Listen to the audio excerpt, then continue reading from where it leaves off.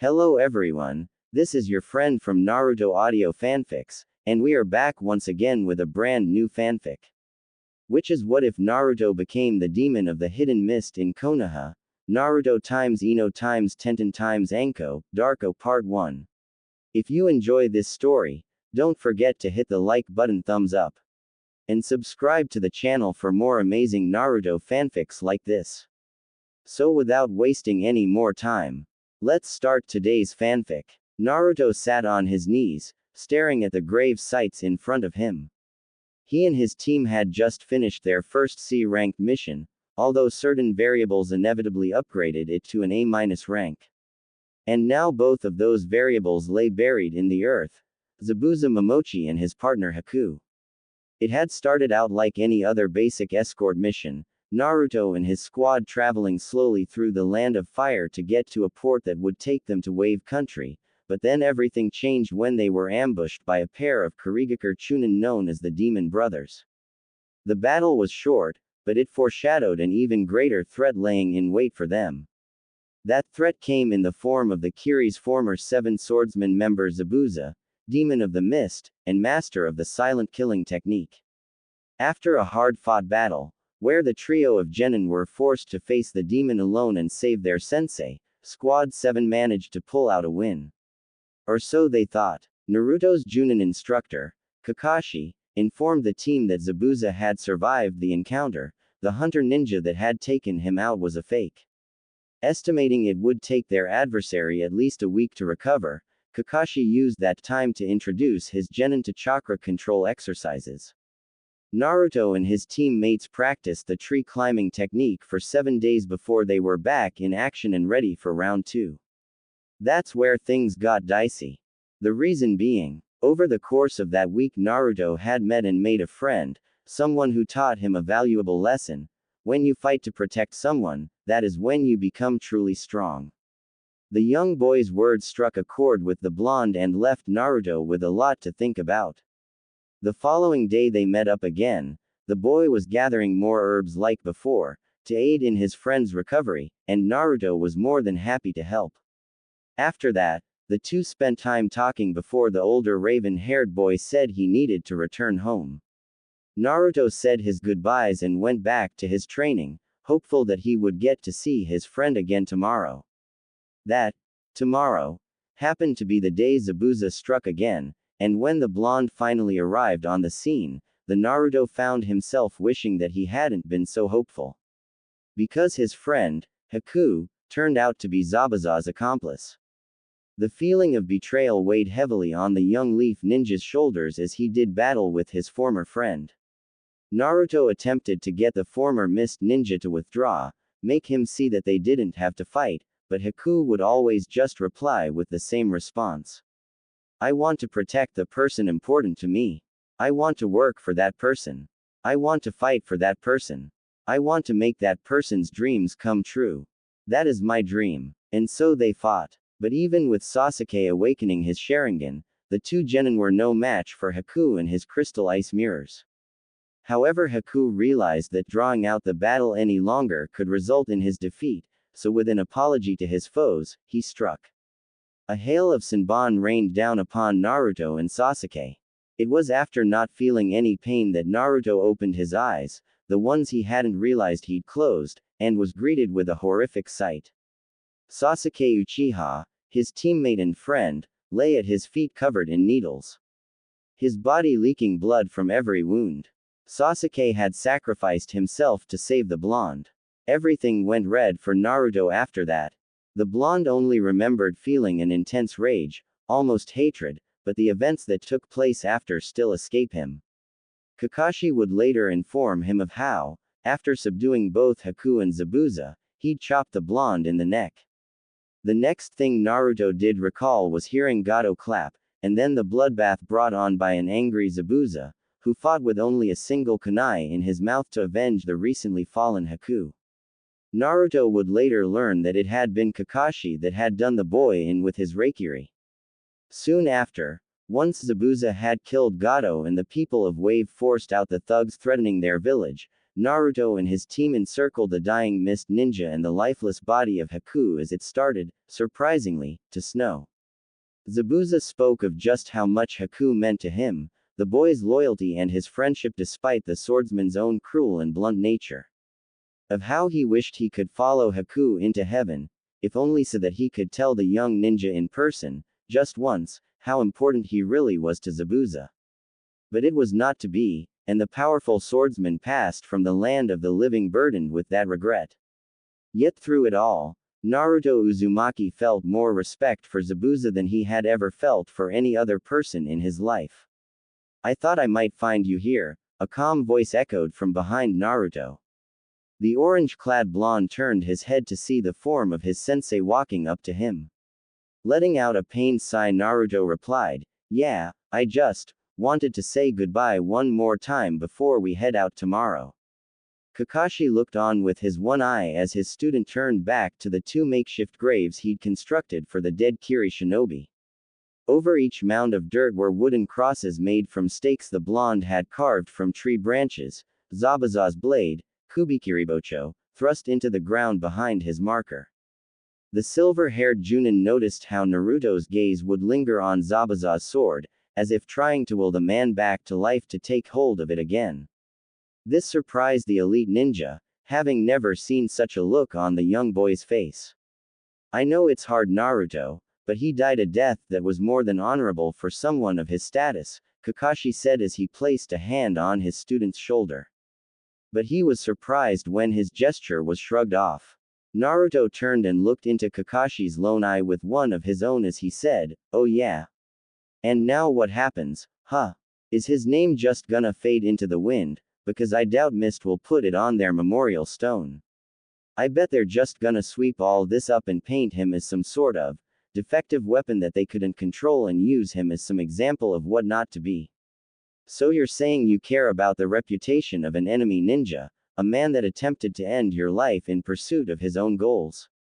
Kakashi asked in curiosity. He'd never heard of something like this happening before. Usually a ninja was all too happy to drag an enemy's name through the mud if it meant their own fame would increase. The Junin instructor was pulled from his musings by the blonde genin's voice as he replied.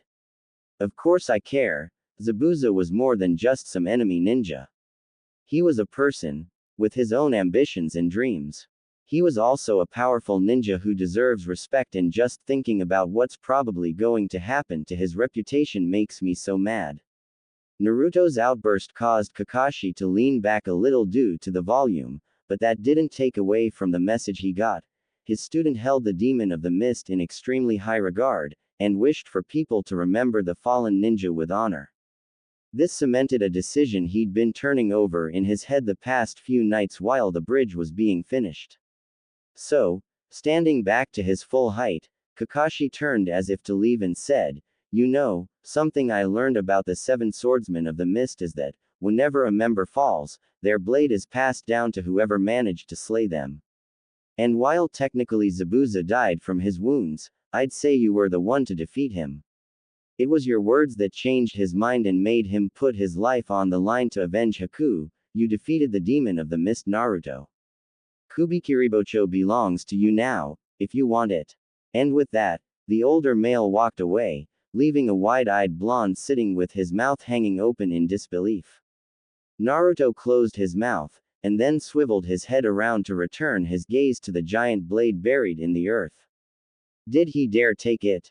While it was true he wanted the demon of the mist to be remembered with respect, Naruto wasn't sure he was truly good enough to carry on the name. He was after all the dead last in the academy. What if I just end up embarrassing myself? What if I don't have what it takes? Zabuza was a true elite ninja, a master of stealth with more kills under his belt than most of the ninja from my own village, and on top of that he was as powerful as Kakashi-sensei without using some special power. Kakashi-sensei even said that he'd need the Sharingan to battle Zabuza. Can I really reach that kind of level? It was a glint of light that brought the blonde out of his swirling thoughts. Blinking his shocking blue eyes rapidly, Naruto turned his attention to where the gleam was coming from, and realized it was coming from the very sword he was debating about.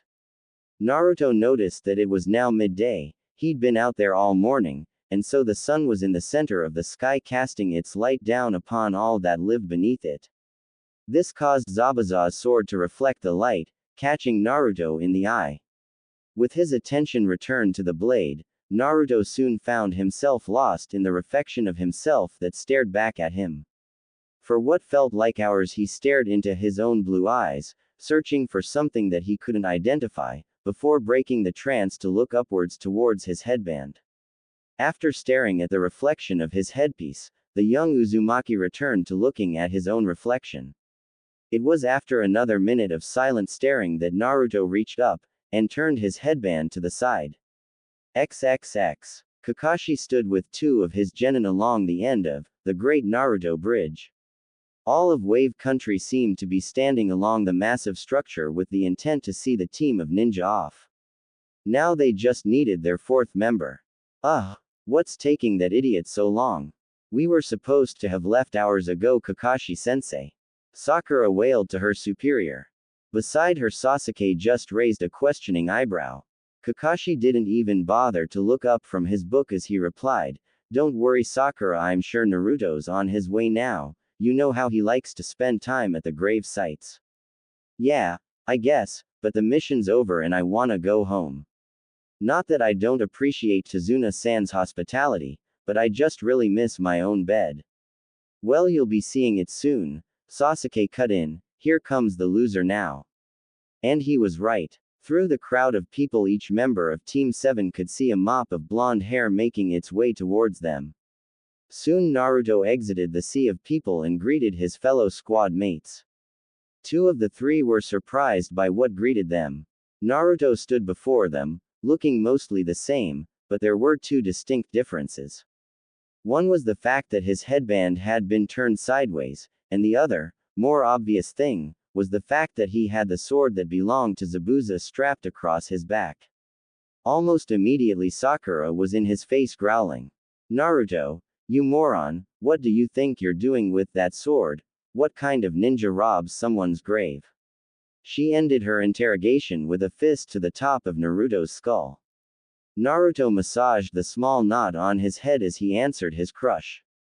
"I didn't steal it, Sakura-chan. Ask Kakashi-sensei if you want, but I heard what you said about wanting to go home, so maybe we can talk about this later," he said in a subdued tone. The pink-haired girl was a little taken back by the low, tired voice her usually loud teammate spoke with. She eyed him with concern for a moment, before turning to her sensei, and then saying, "You're right, I do want to go home, so let's just go." With that, the foursome made their exit from Wave Country, leaving behind a cheering crowd and taking with them each their own set of memories. XXX. The trip back to Konoha was uneventful. No ninja hiding in puddles waiting to attack. And while Sasuke was busy flashing his newly acquired Sharingan on and off, with Sakura complimenting the Uchiha on how powerful it made him look, Naruto remained silent. As he sped through the trees, the blonde's mind was continuously going over his decision to take up Zabuza's mantle. While he'd decided that it was what he wanted, he still had to think about how best to go about it. More specifically, what he'd need to work on to be a worthy successor. Naruto knew that his taijutsu needed work. He only knew the basics of the academy style, and even then he'd skipped classes, so there were definite holes in his stance. The blonde thought back to the rogue ninja's style, and how he incorporated not just punches, but kicks, elbows, and even his sword into his attack patterns. Next he thought about his repertoire of ninjutsu. At the moment Naruto counted that he had 3 combat jutsu and 1 ineffective technique that, if he was going to take this seriously, he would need to throw out. "So that leaves me with the henge, kawarimi, and my cage bunshin," the blonde deduced. "If I really wanna do this, I'm gonna need to seriously step up my game." Zabuza used some pretty high-level techniques, and then there's his hidden mist jutsu. Problem is, where am I gonna get somebody to teach me it? Figuring he'd deal with that later, the blonde then turned his thoughts towards his speed and strength. One he lacked, the other needed work. Naruto hadn't even been able to keep up with Zabuza's movements during their first encounter, the man moved so fast it was mind-boggling. Then there was his strength, made obvious by the way he easily handled his large executioner's blade with just one hand, whereas Naruto was forced to use both just to pull it from the ground. Naruto knew he probably had the highest physical strength among his graduating class, having spent many nights conditioning his body, but he knew it wasn't going to be enough if he was to become the new demon of the mist. That's another thing, Naruto thought to himself, am I still the demon of the mist if I'm a ninja of the hidden leaf? Was Zabuza's title based off his village, or his jutsu? Shaking his head, the blonde decided that, even if the title was originally coined from the man's village, he would make it based off his use of the technique itself, once he found a way to learn it. Naruto recalled only actually seeing Zabuza do it once, and unfortunately that wasn't enough. For him. Suddenly Naruto's eyes widened with inspiration as he remembered an impromptu lesson he'd received on the battlefield about the Uchiha clan's special dojutsu. Turning his blue-eyed gaze in the direction of his Junin instructor, Naruto remembered that behind the man's slanted headband was one of those famous copy wheel eyes, and he'd seen Zabuza use the technique he wanted to learn. With plans to speak with his sensei after reporting into Old Man Sarutobi, Naruto settled down and relaxed the rest of the trip home. XXX. So your C rank turned into an A- rank, and yet you continued on, knowingly putting your genin in danger. Hiruzen Sarutobi, the Sandame, asked the Junin in front of him. Kakashi nervously scratched behind his head as he replied. Well, I asked them if they wanted to return home, but each of them was hellbent on aiding the people of Wave. They said something about not being able to turn away from a country in need. It was really quite noble, Lord Hokage. Hiruzen steepled his fingers and eyed each of the 3 genin that stood in his office. When his eyes landed on Naruto, he spoke up again. And is the reason you've brought the famed head cleaver home, so that you could collect the bounty on Zabuza's head?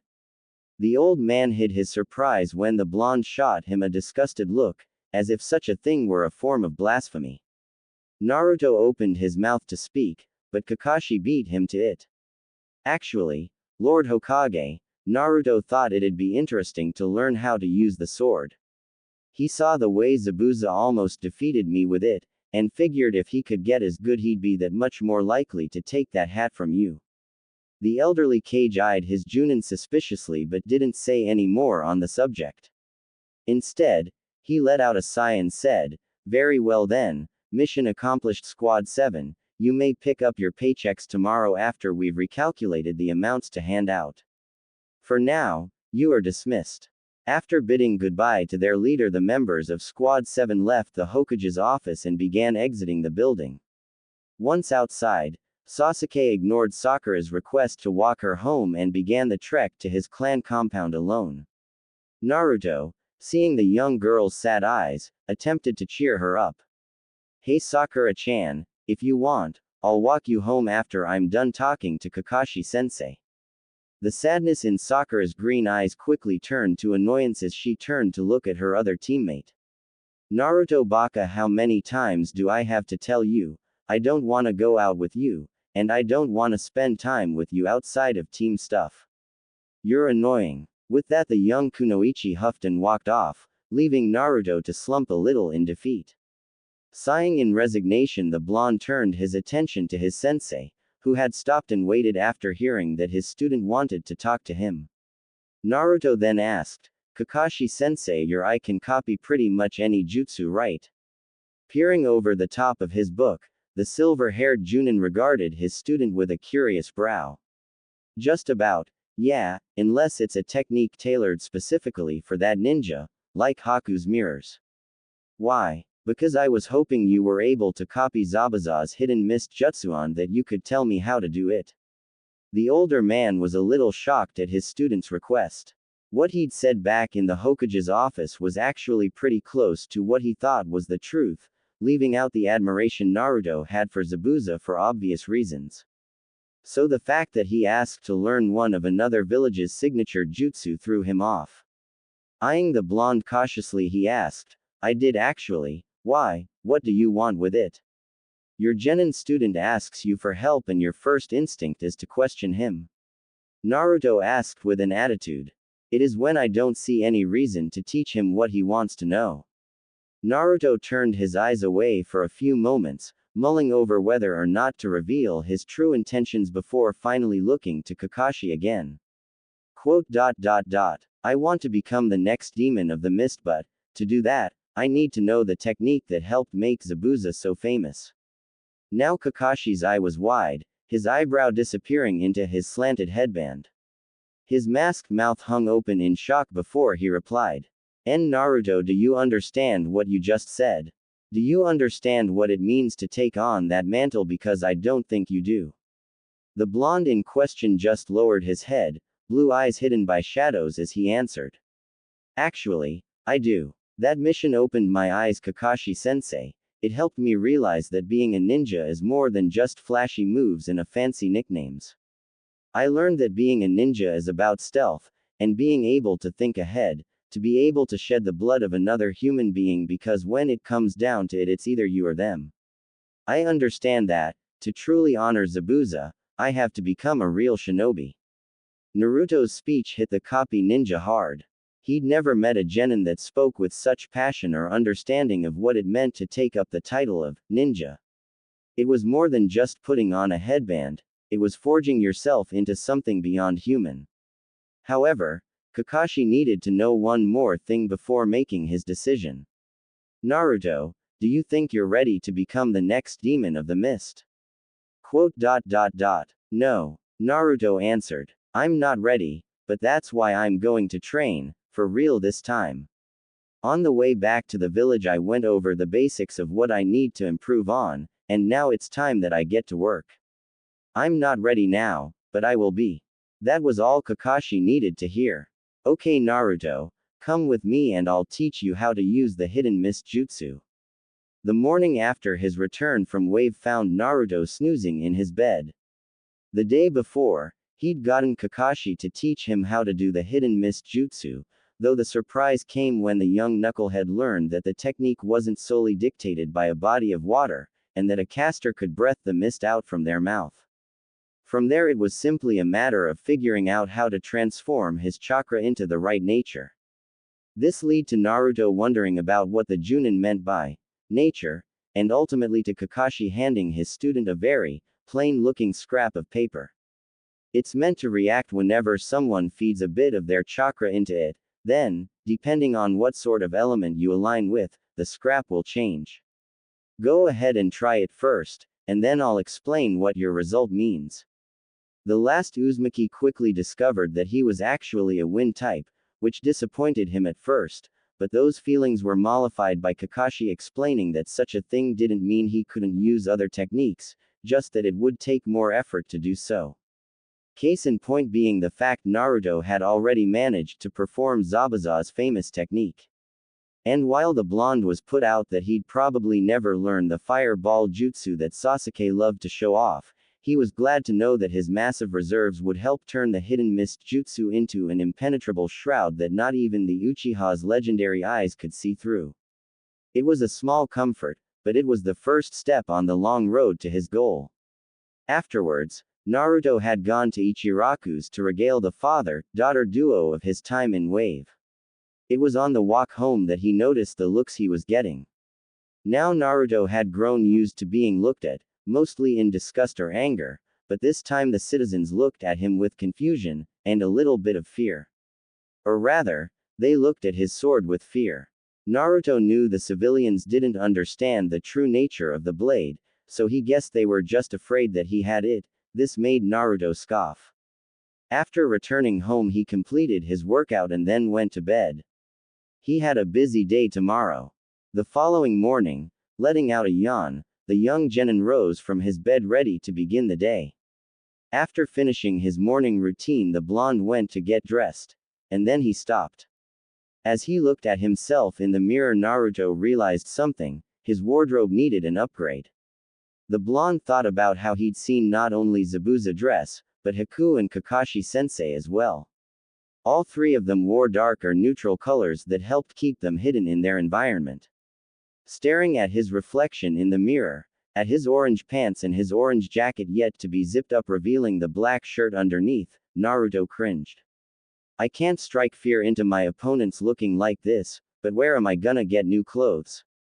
Everywhere I go the people want sell to me. Unless they don't know it's me they're selling to. Setting up his hands in the proper sign, and then a puff of smoke later, Naruto was replaced with a young brunette boy, with green eyes, dressed in basic civilian clothes. It didn't take long for Naruto to find a store that sold shinobi items. Being a ninja village meant that many of the stores catered to that group of clientele. With a ringing of the bell atop the door, the disguised Uzumaki made his way inside a store that looked promising. When the young woman behind the counter didn't say anything, Naruto had to hold back a grin at how successful his plan was turning out. Why hadn't he thought of this before? Scanning the shop looking for his section, the former blonde noticed that there were two women by the dressing rooms talking. The first one he recognized from the academy. She'd been a guest speaker in their genjutsu class. Kurenai Yuhi, if memory served right. She was beautiful, something Naruto could see even with his crush on Sakura. She had shoulder-length, raven black hair and piercing red eyes that were shadowed with liner. The older kunoichi was outfitted in a thigh-length dress that was a mixture between a kimono and medical tape. One of the sleeves had been torn away, and this showed that her entire arm, from bicep to fingertip, was wrapped in bandages. Naruto could see mesh armor underneath from the neckline of her dress. Kurenai wore standard shinobi sandals and her headband was used to keep her hair out of her face. Turning his gaze over Naruto was met with the sight of another beautiful young woman, this one Naruto hadn't seen before. Her hair was purple, and tied back in a fanning ponytail. Her eyes were a light brown, and were pupil-less, but that only added to their look in Naruto's mind. The kunoichi was dressed in a tan trench coat and a mesh shirt, her lower body barely covered by her burnt orange skirt. Naruto saw that she also wore shin guards, along with the standard shinobi sandals. Apparently, he'd been staring too long, because the purple-haired woman turned her eyes on him and said, "Hey kid, why don't you take a picture, it'll last longer." This snapped Naruto out of his stupor, and shaking his head to clear his mind answered, "Sorry, I didn't mean to stare, I just, got caught up in checking out two hot women. There's no need to deny it, but next time remember the golden rule, glance and turn." Otherwise, here Naruto lost sight of her, until he felt cold steel pressed gently against his cheek. You may just get hurt. Swallowing the lump in his throat, the disguised Uzumaki nodded before saying, "Lesson learned, again, I'm sorry for staring." Anko pulled away from him and patted him on the shoulder. "Good. Sorry if I scared ya. I just feel it's my duty as a woman to curb any early signs of perversion, so that there are at least a few decent men in the world, you know." Anko, enough. If you keep antagonizing the kid I won't treat you to dango and you'll have to buy it yourself." Kurenai cut in, taking pity on the young boy. This got the other kunoichi's attention quickly. "No. Okay. I'll stop, just anything but that." Smirking in satisfaction, Kurenai said, "Good, then let's go, we've been here way too long and you haven't even bought anything." As she followed her raven-haired friend out the door, Anko muttered, "Of course I didn't, we were there for you, remember?" Once he was alone again, Naruto shook his head in amusement before turning his attention back to the matter at hand, outfitting himself like a true shinobi. XXX. While Naruto perused the racks of clothing back in the store, Anko and Kurenai walked down through the streets heading for Anko's favorite shop. It was a few minutes before the purple-haired kunoichi spoke up, her voice laced with curiosity. "Was it just me, or was that kid back in the store wearing a henge?" "No, I noticed it too," Kurenai replied. "That's weird. You have any idea who it could have been, or why they might have been doing it?" Kurenai shook her head. "I'm really not sure about the why, but I have a good guess as to who." This interested Anko. "Really, who was it, and how do you know?" By this time they'd made it to the dango shop, and both women sat down at the bar. While the tea and ice specialist motioned her order to the man behind the counter, Kurenai answered her question. I'm pretty sure it was Naruto Uzumaki. Anko's face crinkled in confusion. The brat your little Hyuga girl's got a crush on. How do you know? He's one of only a handful of people with a chakra signature as noticeable as the one he's got, the others being Lord Hokage, Kakashi, and Guy. And I don't see any reason they'd be using a transformation jutsu to go into a clothing store. But why does the kid need to sneak into a clothing store? Anko asked around a mouthful of the dumplings that had just been handed to her. Because many of the villagers don't get too happy when he enters their shops, at least that's what Hinata's told me from watching him. The rest of their time together, Anko's face would remain scrunched in thought. XXX. Inside one of the changing stalls, Naruto had undone his disguise and was checking himself in the mirror. His torso was covered in a sleeveless, black hoodie zipped to the top. His lower body was hidden away underneath a pair of black cargo pants, with his kunai and shuriken holsters strapped to his thigh and hip respectively. On his feet were the regulation sandals, and his wrists were taped. His headband was tied around his forehead, but remained turned to the side, and finally, Naruto had wrapped white medical tape around the lower half of his face. The blonde turned from one side to the other, taking in his new look, before grinning in satisfaction and changing before replacing his henge. After that was done, he gathered his clothes, and proceeded towards the register to check out. Once finished buying his new clothes, and making sure he had extra, Naruto exited the store and returned home, where he then proceeded to once again drop his transformation jutsu. As he was putting his new wardrobe away, the blonde thought about what his first step should be to reaching his goal. I should probably work on my taijutsu first, he said quietly to himself. And with that thought in mind, Naruto once again left his little apartment to make his way towards the library.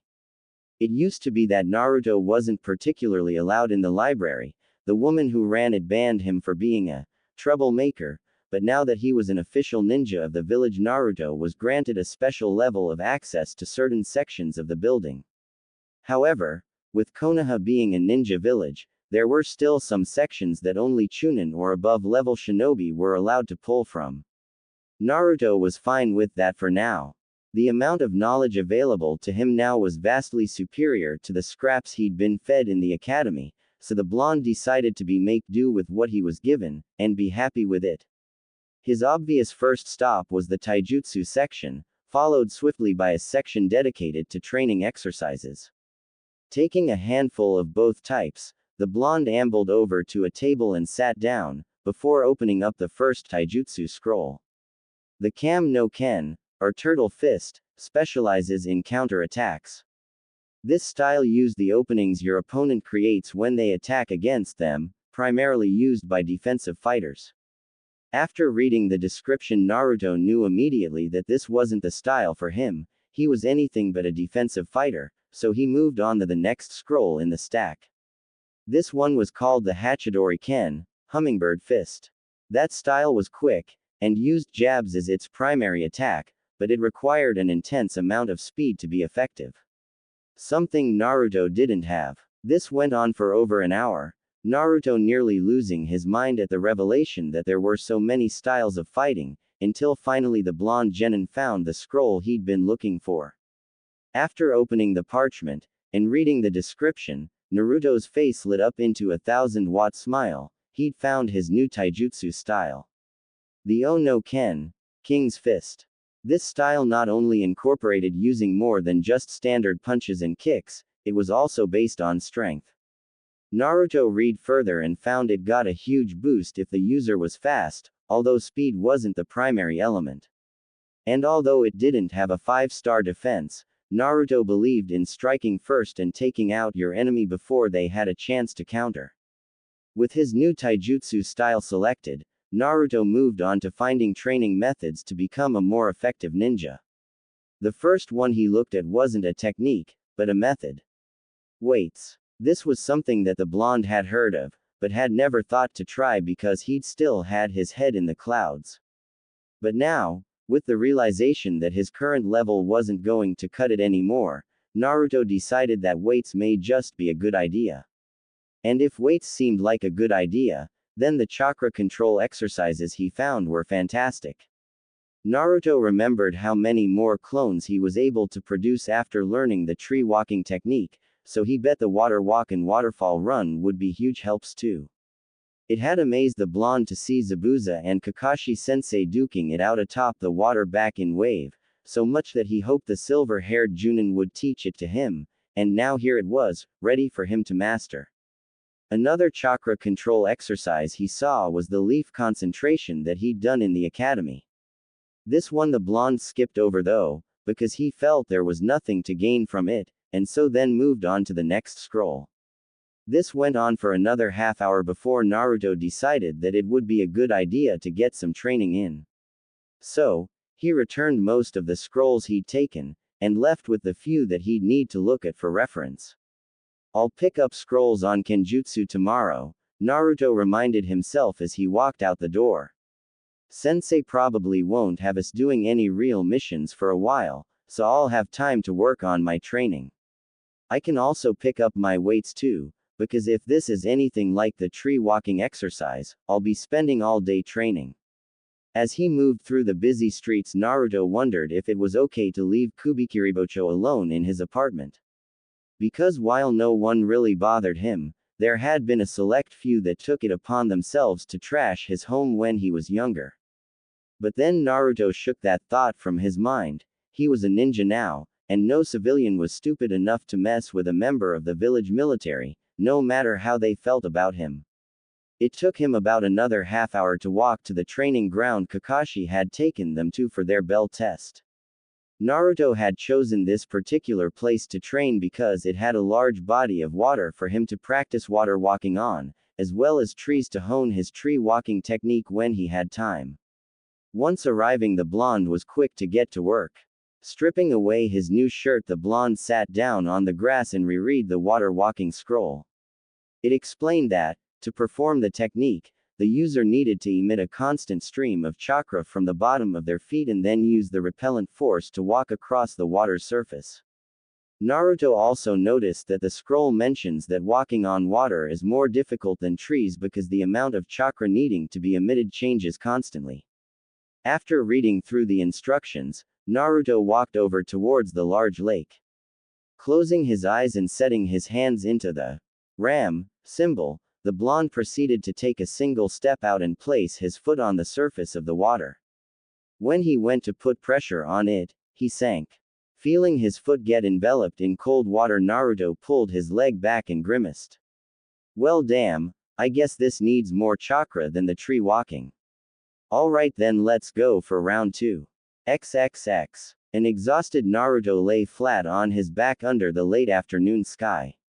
He'd been practicing his new chakra control exercise for hours, and the sky was beginning to take on a fiery orange hue.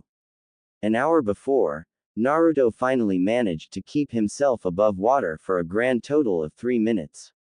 After his success, the blonde took to using the next hour for physical workouts, so as to better condition his body. I'm beat, the Nine-Tails Jinchuriki thought to himself. It must be this water walking thing really is tough, because even walking up trees didn't wear me out this bad. Deciding it was a good time to head home, Naruto pushed himself up onto his hands, grabbed his discarded hoodie, and stood up. Swaying a little from the constant fluctuation of his chakra, the blonde put his top back on, and then turned his head when he heard a noise. Naruto sighed when he noticed a badly done disguise being held up against one of the trees. Konohamaru, I know it's you. Your stealth sucks, remember? The tarp fell and revealed a young boy dressed in a yellow t-shirt, gray shorts, a blue scarf, and a pair of green goggles. I'd expect nothing less from my greatest rival. Way to see through my cover, Naruto-Nisan. Not that I'm not happy to see you, but was there something you wanted, Konohamaru? Because I was just about to go eat and head home. Konohamaru's onyx black eyes widened before he asked, well, can I come with you, please? I wanted to spar, but we can do this instead, and you can tell me about that mission you went on. Naruto could see the hope in the younger boy's eyes. He really just wanted to spend time with the blonde, it didn't matter how. Deciding that it wouldn't be a problem, Naruto told him, "Sure Konohamaru, let's go." The youth jumped and cheered before following after his idol. It was as they were navigating through the now sparsely crowded streets that the young Sarutobi inquired about Naruto's new attire. "Hey boss, I like the new look, but what made you decide to give up your old jumpsuits?"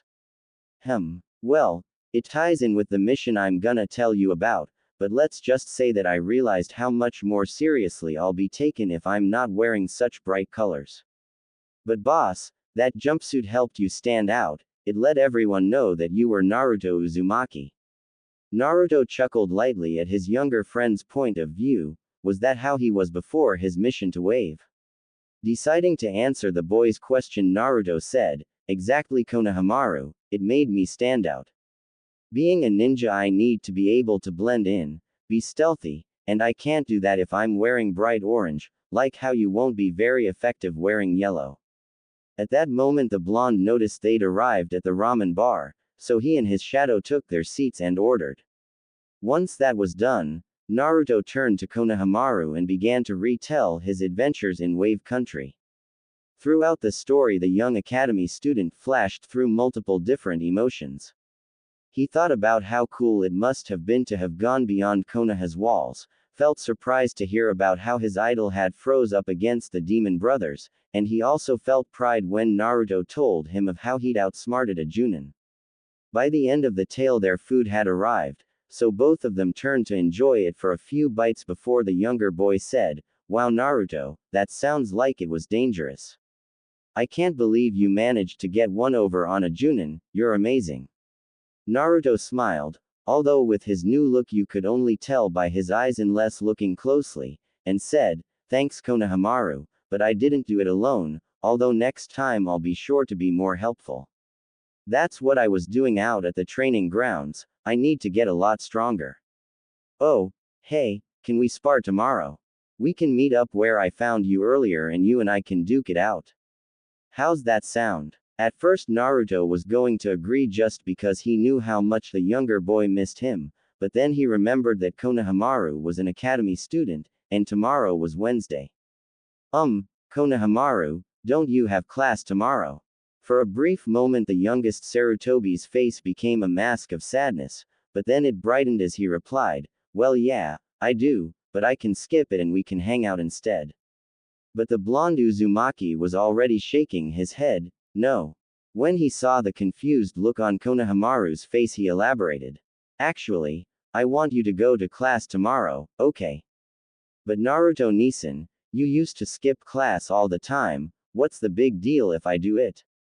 "I skipped class because nobody cared if I went, it didn't matter whether I showed up or not because everybody was happier when I wasn't there. But you have people who want you to succeed Konohamaru, and if you skip school to hang out with me you'll be disappointing those people, me included. I know the classes can be boring, but they are important, even if you don't think so right now. They lay the groundwork for you to become a talented shinobi, and I want you to have the best grip on it as possible. We'll spend time together on a day you don't have class, okay?" After listening to his idol's words, the younger boy could only nod in acceptance. "All right boss, but only because you promised we could spar when I don't have to go to school." With that the two ate the rest of their meal, telling jokes and stories, having a good time until it was time to go. Once he finished dropping off the brunette, Naruto made his way back to his apartment, and after making sure his sword was still under the floorboards, collapsed on his bed and fell asleep. Naruto let out a grunt of effort as he pushed one of his clones away and then turned to block a downward slash from another to his right. His Kubikiribocho clashed loudly with the one his clone possessed, and the muscles in his arms tensed to hold back the assault.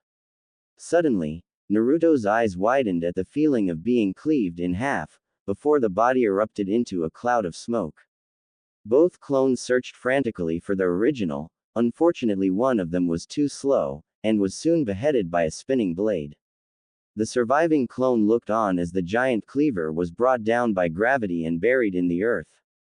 "Oh come on, I swear I had it that time," cried the original Naruto, who was hanging from the tree that he'd aimed the sword from.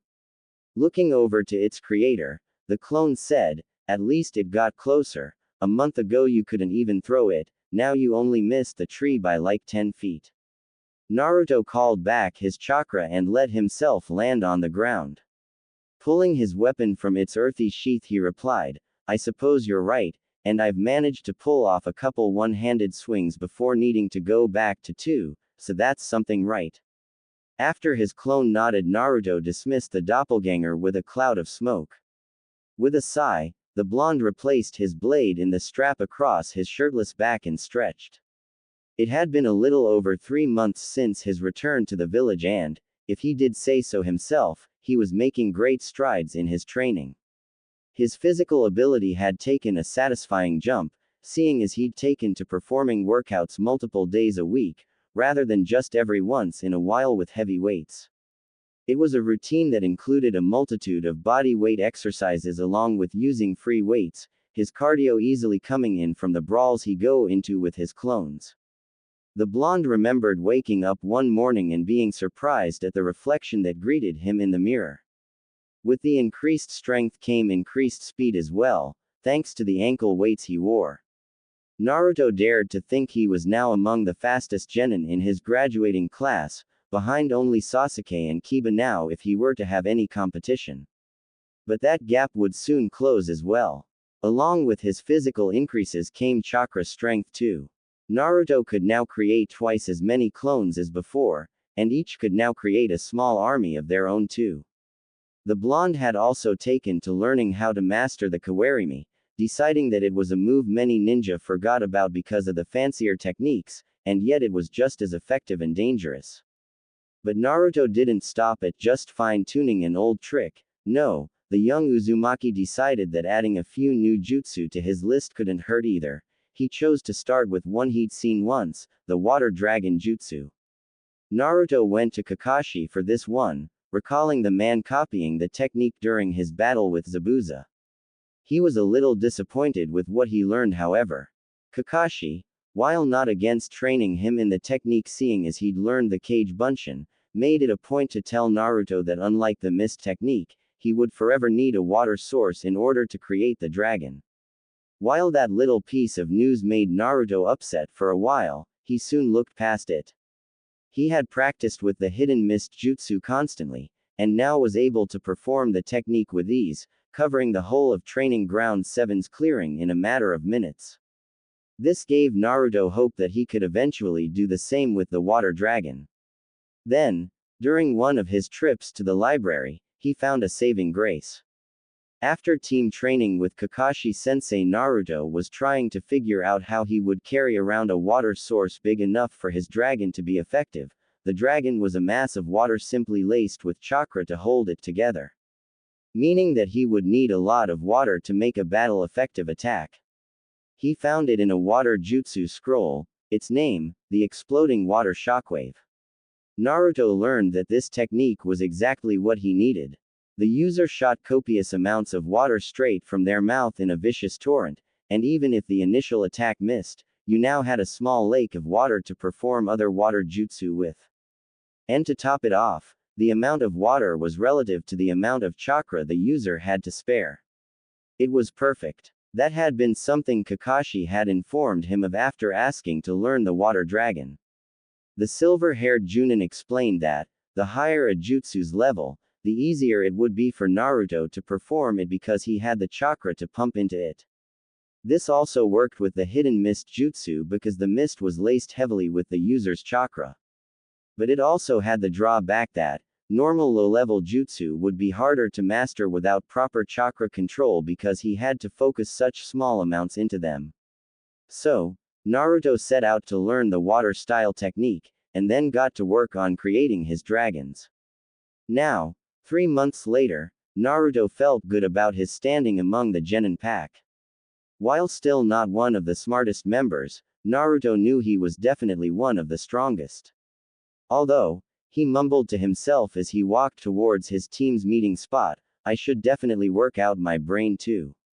Zabuza was pretty clever, and he also had knowledge of foreign ninja as well as techniques. I'll need to start checking out some reading material when I head to the library now too. It was about 15 minutes before Naruto made it to the bridge Kakashi-sensei had told them to meet him at. The man had mentioned wanting to do some sparring before he decided to make an announcement. Once he arrived, the blonde noticed that his other two teammates had beaten him to the bridge. Sasuke was leaning against the railing with his eyes closed, and Sakura was seated on the other end. She would periodically glance over at her crush with pink cheeks. "Good morning, Sakura-chan," Naruto greeted with a smile. Then, turning his eyes towards the other male, he grumbled, "Hey Sasuke-tem." While Sasuke only acknowledged his greeting with a grunt, Sakura matched him with her own, "Good morning." The pink-haired girl also took a moment to take in the sight of her blonde teammate. She noticed immediately how much more muscular he was than Sasuke, his lack of a shirt giving her a clear view of his growing pectoral muscles and his abs. Naruto seemed to be running hand in hand with puberty. There were no deeply cut lines, but the pinkett could see the strong, budding definition. The blonde's shoulders had also widened and become broader, no doubt to help shoulder the weight of the massive blade strapped to his back. Sakura could also see the strength in his calves thanks to the cargo shorts he wore. The blonde's face, however, was still hidden beneath a mask of bandages from the nose down. Another thing that seemed to work to the boy's advantage was something that, usually, got him laughed at. Because he was so short, the blonde's steady transformation was much more compact and noticeable. But his physique wasn't all about Naruto that was changing.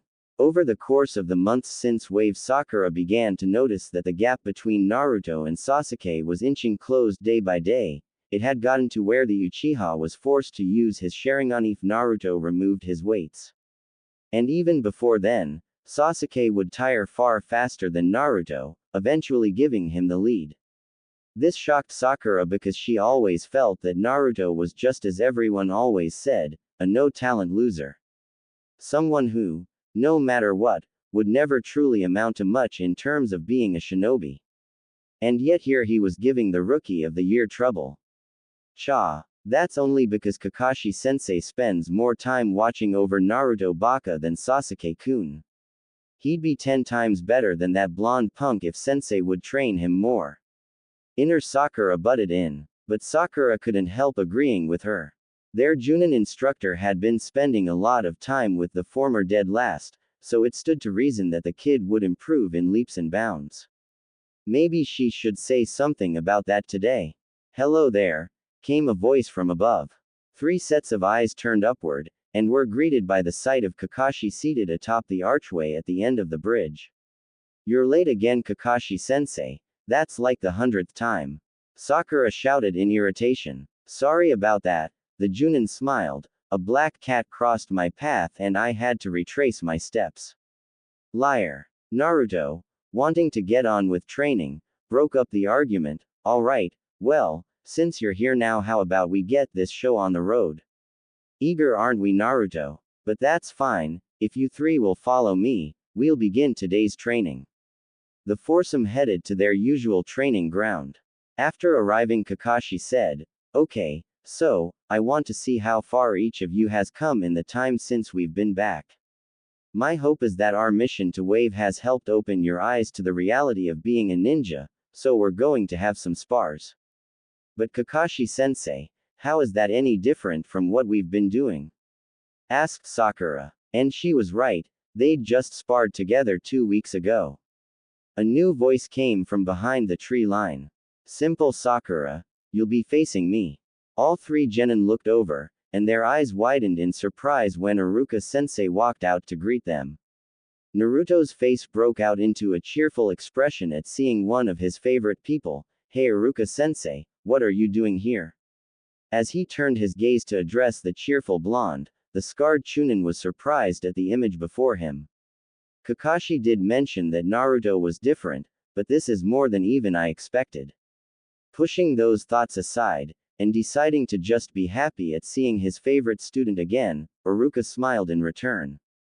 "Kakashi asked me to come by and help him out in measuring your progress. I was more than happy to lend a hand. I can't wait to see how much you've grown, Naruto." "Alright, you 3, who wants to go first?" Kakashi asked. Sakura turned to her instructor, her mouth hanging open and an incredulous look on her face. But sensei, Iruka-sensei is a chunin, how do you expect us to win against him?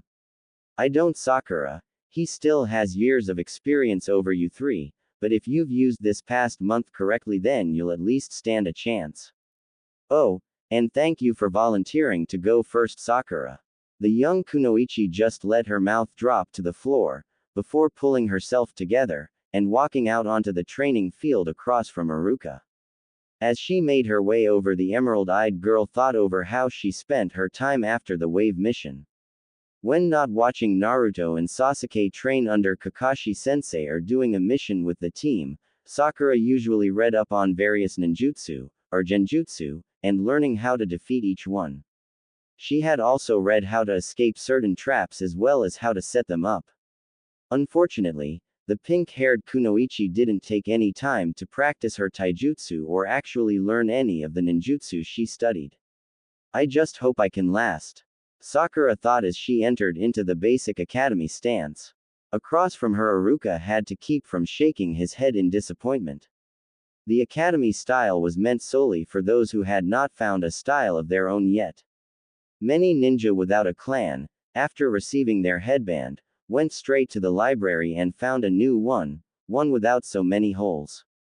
It seems Sakura may not be taking this as seriously as I'd hoped she would. I guess we'll just have to see, the chunin thought as Kakashi began the match. Sakura opened with a textbook maneuver, throwing kunai to force the enemy off their feet. Following this, Sakura created 3 clones of herself and rushed forward. However, instead of avoiding the kunai, Iruka simply pulled out one of his own, and deflected the knives. This left him on guard for his opponent's attack. Sakura tried to shake him up with her clones, but the chunin could see which copies of the girl made no presence in the grass, allowing him to ignore the leg sweep and roundhouse that came at him while blocking the jab to his stomach. With her strategy ignored and her attack blocked, Sakura had to think fast. She pulled another kunai from her holster and took a slash at Iruka, only for him to grab that wrist as well. The next thing Sakura knew was pain. Her former instructor headbutted her, and with him wearing his forehead protector and hers tied like a bandana, Sakura immediately went weak in the knees from the impact. Iruka let go of the kunoichi's wrists and watched as she sank to the ground, her hands swiftly coming up to try and soothe the aching in her forehead. With a sigh, the scarred ninja turned to his superior and said, Kakashi, what is this? She's been your student for about half a year, why is she still using the academy taijutsu and tactics? I've told her already what she needs to work on, Iruka, but it seems she hasn't listened to a word I've said. I'll be sure to spend some time whipping her into shape.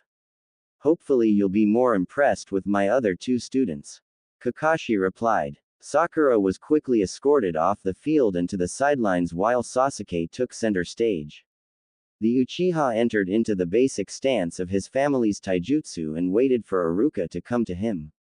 Iruka knew this was Sasuke's preferred method of fighting, because it allowed the younger ninja to read his opponent's moves and then react to them accordingly. This way, Sasuke could measure their speed, strength, and fighting style all in one. Well then, if it's me who's supposed to make the first move, might as well make it a good one. The pony-tailed chunin disappeared in a burst of speed and reappeared to Sasuke's right. Iruka slid his foot behind the Uchiha's leg and then drove his arm forward in a close line to the throat. With his leg behind Sasuke's, the raven-haired youth tumbled backwards, but managed to catch himself and perform a leg sweep. Iruka jumped over the counterattack and then flipped backwards out of Sasuke's range, but it seemed Sasuke wasn't about to let him run away. The younger ninja rushed after his superior and attacked with a roundhouse kick. Iruka blocked it with his forearm and pushed it away, before retaliating with a right hook. Sasuke saw it coming but couldn't move fast enough to dodge it, so he let it hit, and then used the momentum to carry into an elbow attack that landed squarely in his opponent's chest. The Uchiha followed this up with a scissor kick to the chin. However, Iruka recovered faster than he'd expected, and managed to grab a hold of Sasuke's ankles, From there the Chunin lifted Sasuke higher and finally slammed his back into the ground. Sasuke coughed up a bit of bile due to the harsh impact, but quickly pushed past the pain and rolled backwards out of Iruka's reach. Once a sufficient distance away, the young ninja ran through a series of hand signs before calling out his attack, Fire Style, Great Fireball Jutsu. After Iruka easily avoided it using the replacement technique, Kakashi called for a stop to the match. Why? Sasuke asked. I could still fight, and I hadn't even used my Sharingan yet. Kakashi just smiled and replied, I know, but remember, these spars are just so I can see how you've all progressed. And you've done very well, Sasuke. Managing to hold your own against a Chunin after being a genin for such a short time is no easy task. Sasuke just grunted and moved to the sidelines next to Sakura, who was still nursing her wound. However, this didn't stop the girl from congratulating her crush. Way to go, Sasuke-kun, you were amazing against Iruka-sensei. If you had used your Sharingan, I think you may have beaten him. But the raven-haired youth ignored her, choosing instead to focus on the next match. Naruto had gotten significantly stronger over the last few months, and Sasuke wanted to know how the blonde would stack up against a Chunin now. Would he do better than Sasuke, or worse? Naruto pulled Kubikiribocho from his back, and then removed the ankle weights and wrist bands from his body as well. While he wanted to show off his skills in Kenjutsu, the blonde had decided that against his old teacher such a thing was unnecessary. Sasuke on the other hand had a different thought. What's the matter, loser? Can't swing the sword? What's the point of carrying it around if you don't use it? But Naruto just ignored the smart-mouthed Uchiha. It was true though, Sasuke had never seen Naruto wield the infamous blade since he'd brought it home, but that was because Naruto decided that during spars against a fellow teammate it was dangerous. The blonde became completely serious when he unsheathed his sword, and he didn't think Sasuke would be able to handle him then. So Naruto just moved to his side of the field and entered into his opening stance.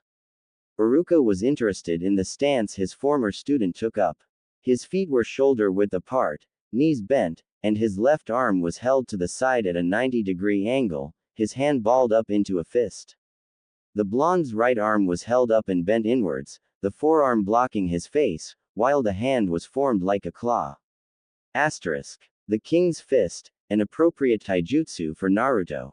Let's see how far he's come with it. Iruka thought with pride, before being shocked as Naruto disappeared from view. What the?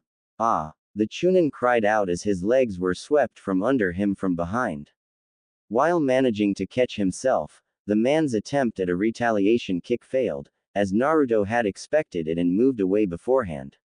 Iruka righted himself and kept his eyes trained on the blonde before him. He couldn't afford to let his guard down, it seemed. Deciding to take a page from Sasuke's book, Iruka weaved through the same hand signs, and sent a decently sized fireball towards Naruto. However, where the Chunin expected him to dodge it, and set himself up to be attacked, Naruto simply weaved through his own set of signs before using his exploding water shockwave to punch a hole straight through the fire. The speedy torrent hit Iruka dead center in the chest, but the man's body was soon replaced by a log. Naruto cancelled his attack, and strained his already impressive hearing to catch any clue to his opponent's next move. It paid off, as the blonde threw up his forearms in and cross-blocked to defend against a hammer fist from above. Afterwards, the Uzumaki countered with a Spartan kick that caught the unguarded shinobi and sent him flying. But Iruka wasn't a Chunin for nothing. The man quickly righted himself and was prepared for his former student's next move, which came in the form of a trio of cage bunshin. The three Narutos came at him in a triangle formation. As he jumped over one's leg sweep, the second was there to hit him with a roundhouse. As he blocked the kick in midair, Iruka was left open to the third kick that was aimed at his back. The last clone sent him flying forward before they all dispelled. This made Iruka an easy target for Naruto's next attack, the Water Dragon Jutsu. With the field flooded with water from his previous attack, the blonde had plenty to work with. Next thing Iruka knew, he was being hit head-on by a B-ranked ninjutsu. Alright, I think that's enough Naruto, good job. Kakashi called out, putting an end to the spars. Naruto quickly strode over to help Iruka up off the ground. You've definitely come a long way from being the knucklehead class clown Naruto. The academy instructor praised. Thanks Iruka-sensei, it really means a lot to hear you say that. But I know you weren't really trying, or else I never would have landed those hits. You underestimate yourself Naruto, a Chunin is only as good as his training after all. Now, when did you learn such an advanced technique like the water dragon? Iruka asked in wonder. Naruto's eyes shined happily as he replied, Kakashi-sensei taught it to me, pretty cool huh? At this point Kakashi cut in, yes, we get it Naruto, you're becoming a force to be reckoned with. Now, Iruka, what's your opinion of them? The scarred Chunin swept his eyes over Team 7 before turning back to Kakashi. Letting out a sigh Iruka said, I really wish you'd wait another year before doing this Kakashi, but, I can't disagree that this will be good for them. It'll give them a good idea of what they're up against concerning the other village's ninja, as well as tell them where they stand among their fellow leaf shinobi. I concede. Kakashi-sensei, what's he talking about? Asked Sakura. The Junin turned to the kunoichi of his team and answered, what he's talking about Sakura, is how I've recently nominated you three for the Chunin exams. All three genin looked back and forth between the two older ninja before Naruto said, well now, this will be fun, and I'll even get to see how I stack up against the competition. Thanks Kakashi-sensei. You're welcome Naruto. Now, here's your registration forms. The exams will begin 5 days from now at 3 p.m. sharp. You are to go to the academy building and wait in room 301 for your first proctor.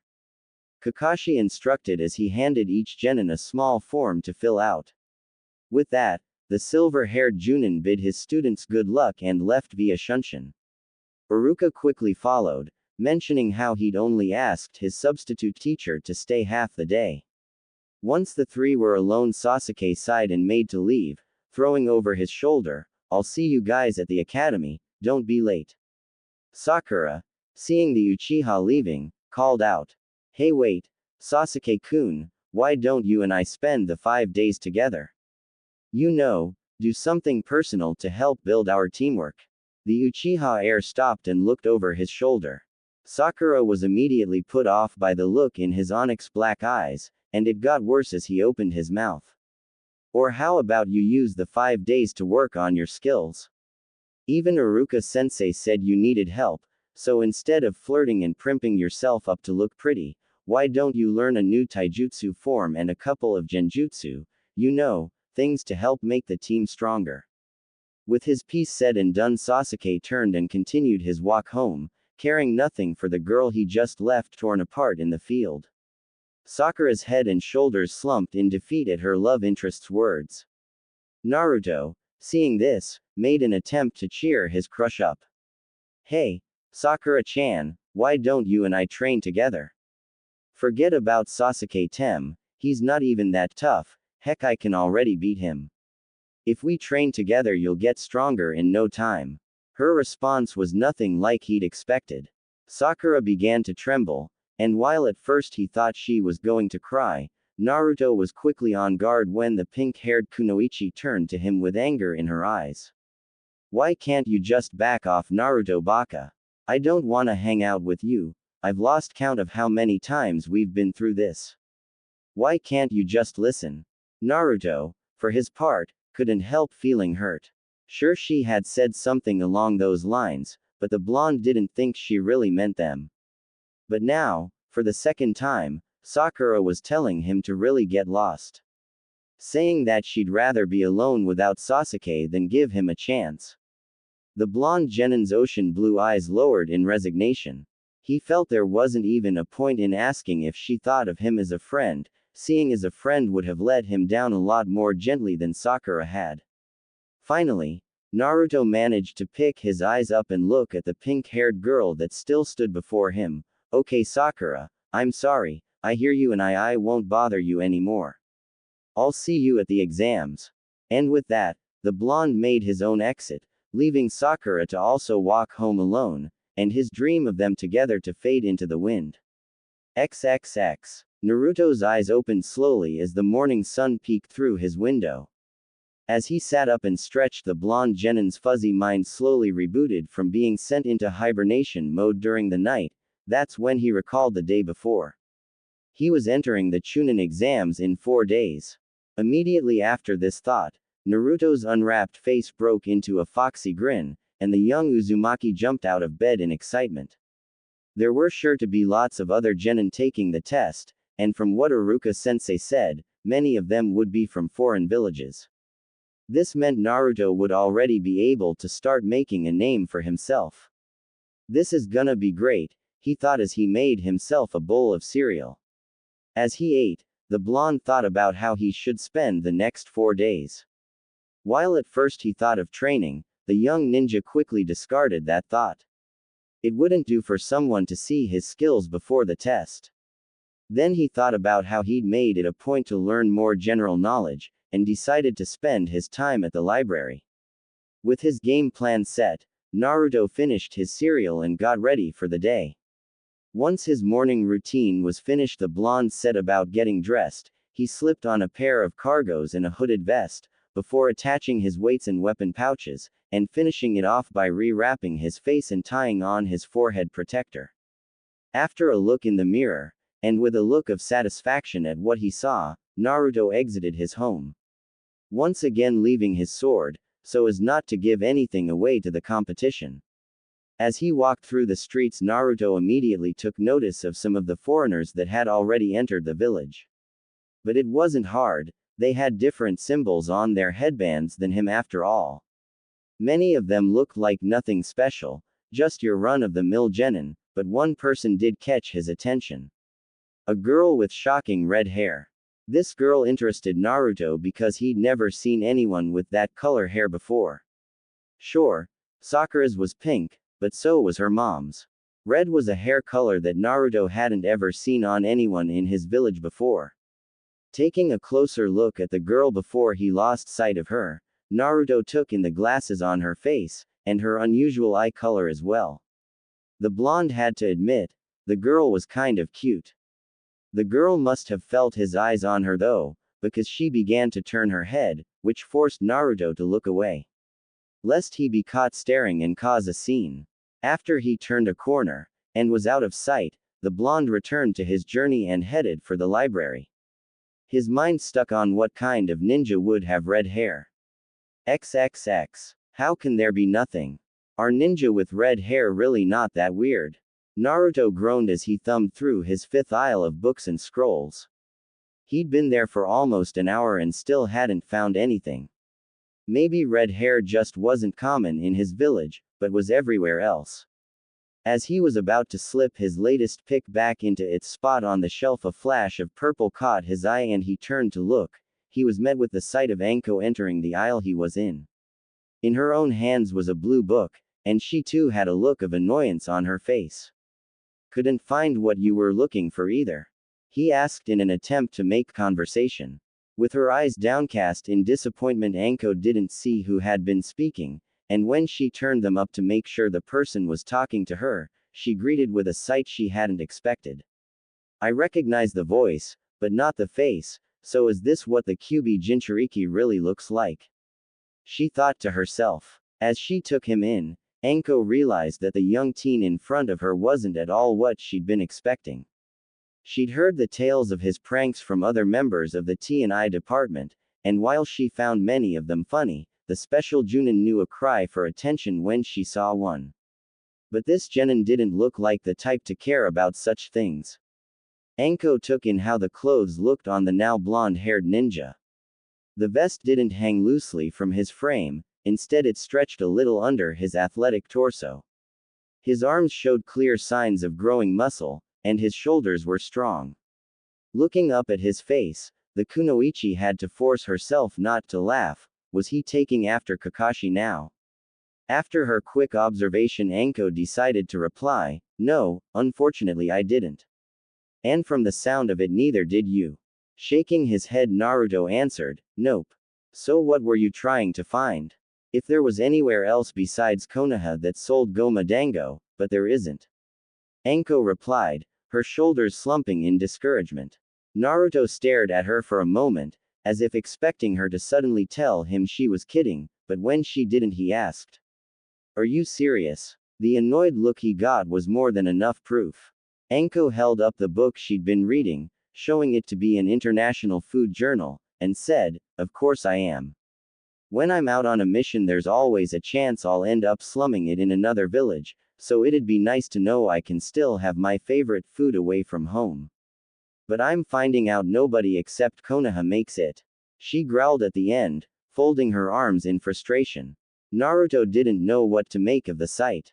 Here was a woman, a kunoichi no less, that looked to be a few years older than him, pouting like a child over sweets.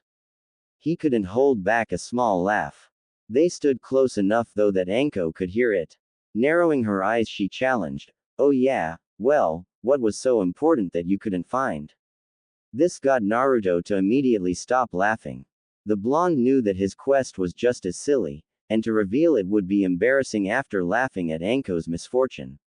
However, the choice was taken from him, when Anko simply plucked the yellow book from his hand and read the cover.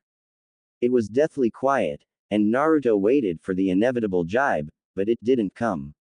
Instead, a teasing grin etched its way onto Anko's face as she asked, "Sue, interested in kunoichi with odd hair colors huh? I guess I left a better impression on you than I thought back at the clothing store huh?" Whatever Naruto had been expecting, this wasn't it. As the special Junin held up the book, showing off the title of Legendary Kunoichi with Strange Hair Colors, Naruto's face lit up like a cherry. "What? No, it's nothing like that okay. I saw this girl from another village, and she had red hair, so I wondered if that meant anything special. That's all, really," the flustered young teen explained. At this Anko's playful smile broke down into a pout. "What? Am I not good enough for you Gaki?" She couldn't really see it, but Anko was sure the blonde's mouth was wide open. Unable to keep up her charade, the special Junin broke out into laughter as she slipped the two books back onto the shelf, not caring if they were in the right spot. The older woman's laughter broke Naruto out of his stupor, and then he pouted as he grumbled quietly to himself. After getting a hold of herself, Anko patted the younger ninja on the shoulder and said, "Aw, don't get all upset on me now kid, I wasn't serious.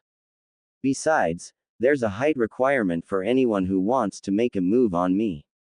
Hearing the barb at his lower than average height, Naruto's expression swiftly molded into one of fierce annoyance. "Yeah, well, you're too tall." "Wait," the blonde stopped, suddenly remembering something, "how did you know it was me at the store?" Anko met his curious stare with a smirk as she answered, "My best friend is the village's leading expert in genjutsu. She spotted your henge from across the store. I suspected something, and when I asked her about, Kurenai told me it was you. Apparently you have an easily recognizable chakra signature." That last part interested the blonde genin. Chakra signature, he thought. What was that? But before he could ask her, Anko looked at the watch on her wrist and said, "And speaking of Nai-chan, I'm supposed to meet her after her team's meeting. I'd better go now, she's such a pain when I'm late, see ya later shrimp." With that, the purple-haired woman left in a swirl of smoke, leaving Naruto alone. While slightly discouraged he couldn't ask about chakra signatures, the young Uzumaki quickly remembered he was in a library, and headed off to the shinobi section to find a scroll on the subject. XXX. As Naruto studied up on his newest interest, Anko appeared along the branch of a tree that overlooked one of the Leaf's many training grounds. This one in particular was being used by the members of Team 8. Standing off to the side was her friend, Kurenai Yuhi. The older woman's attention was concentrated on the two students that were currently sparring. One was a young male. He wore a gray, hooded jacket with fur lining all its openings. He was a tanned young teen, with feral features, and triangular tattoos on his cheeks. This young genin was Kiba Inuzuka. Kiba's opponent was a young girl. She too wore a hoodie, though hers was a cream color and significantly baggier than her male teammates. The young Kunoichi had a head of dark, blue-tinted hair and fair skin. But her most recognizable feature were her eyes. This young girl had a pair of pupil-less, lavender eyes. She was Hinata Hyuga. At the moment Kiba and Hinata were each attempting to overcome the other's defenses, though Anko could see that it was only Kiba who was really trying. So, while Hinata was doing a good job of holding her own, she was slowly being defeated. Anko shook her head, not able to understand why such a promising Kunoichi was so hesitant. However, as she turned her attention back to Kurenai, to see her reactions, Anko wound up locking gazes with her fellow Junin. Smiling, the purple-haired woman dismounted her perch, and walked over to Kurenai. Throwing up her hand in greeting she said, "Hey, how's the training going?" The red-eyed Junin nodded in greeting, before turning her attention back to her students and asking, "Why don't you tell me? You were just watching them. Yeah, you noticed that, huh? Anyway, what's the deal with your Kunoichi? She's barely even trying against her teammate. Is she sick or something?" Kurenai shook her head, letting out a sigh as she replied, "No, that's Hinata. She's not very confident in her ability to be a ninja, and unfortunately it's to the point where she second-guesses every move she makes. Resulting in what you see here." As she explained it, Hinata was being brought down by her enthusiastic opponent, and soon found herself lying flat on her back, having had her legs knocked from under her. With that Kurenai called out, "Okay you two, that's enough for today, you guys can head home. Be sure to come to the meeting on time tomorrow, I have something important I want to discuss with you." As they were leaving, Kiba eyed his Junin instructor and asked, "What about Shino? He couldn't make it to practice today, how's he gonna know?" When Shino informed me he wouldn't be here today, I explained that we'd be meeting tomorrow as well, and I expressed the same desire for promptness as I did with you. What I have to say tomorrow is important. The explanation being good enough for him, Kiba exited the clearing, after waving goodbye to his female teammate. Hinata, muttering a quiet goodbye of her own, also left the training ground. Once the genin were out of earshot, Anko looked over to her friend and asked, "So you're really gonna enter them into the Chunin exams?" As the two women made their own exit, Kurenai replied, "Yes.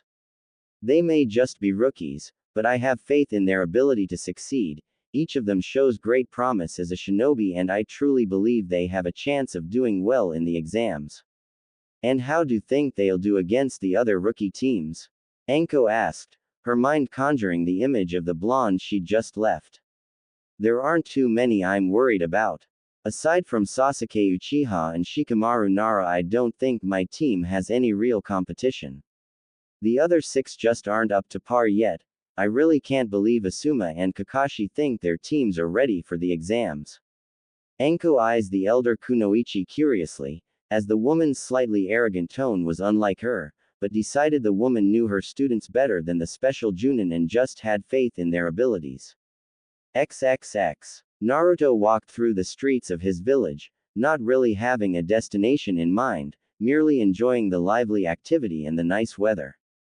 He'd spent a few hours at the library, studying up on chakra signatures, and then researching the different hidden villages. While Konoha's knowledge wasn't very extensive, those places not being very open with their information, Naruto did learn a little bit about the different types of ninja there were in the world. While some of it had been boring, the blonde never having been one for book learning, Naruto forced himself to concentrate on the pages and the information written on them. No one would take an uneducated shinobi seriously, and the blonde couldn't afford anything less. Now, with the studying put on hold, Naruto just let himself wander. It was as he walked through one of the empty streets that Naruto heard a shuffling sound behind him. The spiky-haired ninja looked back, and was met with the sight of a crudely done disguise in the shape of a rock. A square rock. Letting out a disheartened sigh, Naruto called out, "Really, Konohamaru? When have you ever seen a rock shaped like a perfect square, especially one with eye holes? You always manage to see through my disguise, boss." A voice called out under said garb, before the box erupted into a large cloud of colored smoke, revealing 3 young academy students. The first was Konohamaru. He'd gotten rid of his long scarf, and wore a dark green shirt with brown shorts. A vast improvement from his yellow and white attire. To the boy's right was a young girl. She had her orange hair done up into 2 very large pigtails. She wore a red t-shirt and brown shorts. Standing at Konohamaru's left was another young boy, this one also a brunette. He wore glasses, a baggy, long-sleeved blue shirt and khaki shorts. He also had a runny nose. All 3 wore the goggles he once wore before becoming a genin. Naruto watched as the 3 youngsters introduced themselves as the Konohamaru Ninja Squad. "So these are your friends from the Academy Con?" Naruto asked as he eyed the 2 other children. "Yep. I was talking to Iruka-sensei about the spar we had the other day and they overheard." Moegi and Udon asked if I could introduce you to them after hearing how strong you are. Both of the aforementioned academy students nodded excitedly in agreement before the girl, Moegi, asked, "Is it true you're training Konohamaru outside of school, Naruto-san?"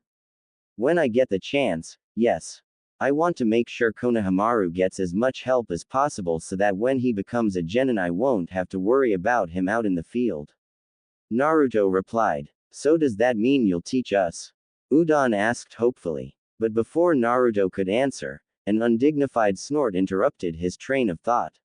"This is what you do in your free time, hang around with little kids."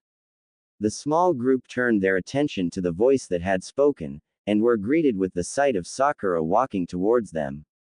As the Pinkett approached, Naruto had to chomp down his usual greeting, and instead asked, "And what if it is? What's wrong with helping others get stronger, Sakura? I offered the same to you, but you just threw it back in my face," he thought sadly.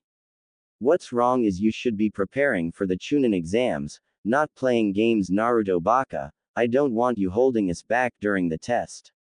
Naruto's brow furrowed in confusion, but Sakura, Iruka-sensei said you were the one who needed help. He was more than impressed with my performance, remember? While Naruto hadn't meant for it to be taken as an insult, merely a pointing out of fact, Sakura took it as a barb at her skills. And coming from Naruto, the class clown, that was unacceptable. "What do you know, dead last? If you weren't always pestering Kakashi-sensei, then maybe he'd have more time to train me and Sasuke-kun." But before Naruto could respond, Konohamaru's voice rang out in a whine, "Man, Naruto-Nisan, is this what you have to put up with all the time? I think I'm gonna blow an eardrum if she keeps this up. What is she, some kind of harpy?" Naruto never got to ask where the young Sarutobi even heard that word before, because Sakura's anger skyrocketed at the insult. "What did you just call me? Cha, I'm gonna pound that little runt." Inner Sakura raged along with her. As she made a move to grab Konohamaru, the young boy managed to slip away, and then he turned and ran, with Sakura hot on his heels. Naruto just sighed and, looking to the remaining 2 kids, said, "Well, we should probably go after them. Come on, and if she hasn't killed him, I'll spend some time helping you guys train." It wasn't long before they found the 2, but when they did, Naruto's eyes immediately narrowed in anger. After turning the fence corner, Naruto and the 2 children found Konohamaru being held up by the throat, while Sakura stood off to the side trying to stammer out an apology. Naruto took in the guy holding his friend hostage, but wasn't very impressed with what he saw. The guy, obviously a ninja, was tall.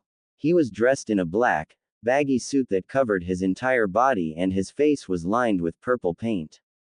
On the guy's back was a wrapped bundle of cloth that had, what looked to be, a tuft of brown hair sticking out from the top.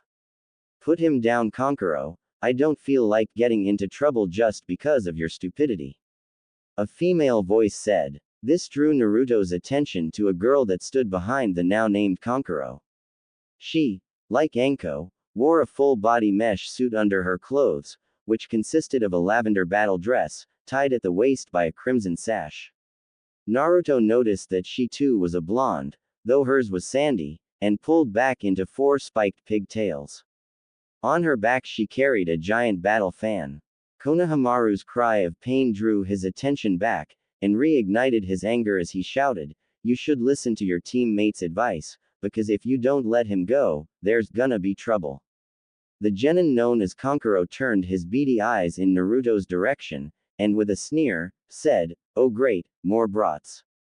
This village must be full of M. Look, this little pipsqueak ran into me, and he hasn't apologized for it, so I'm a little mad. I wouldn't suggest making it worse.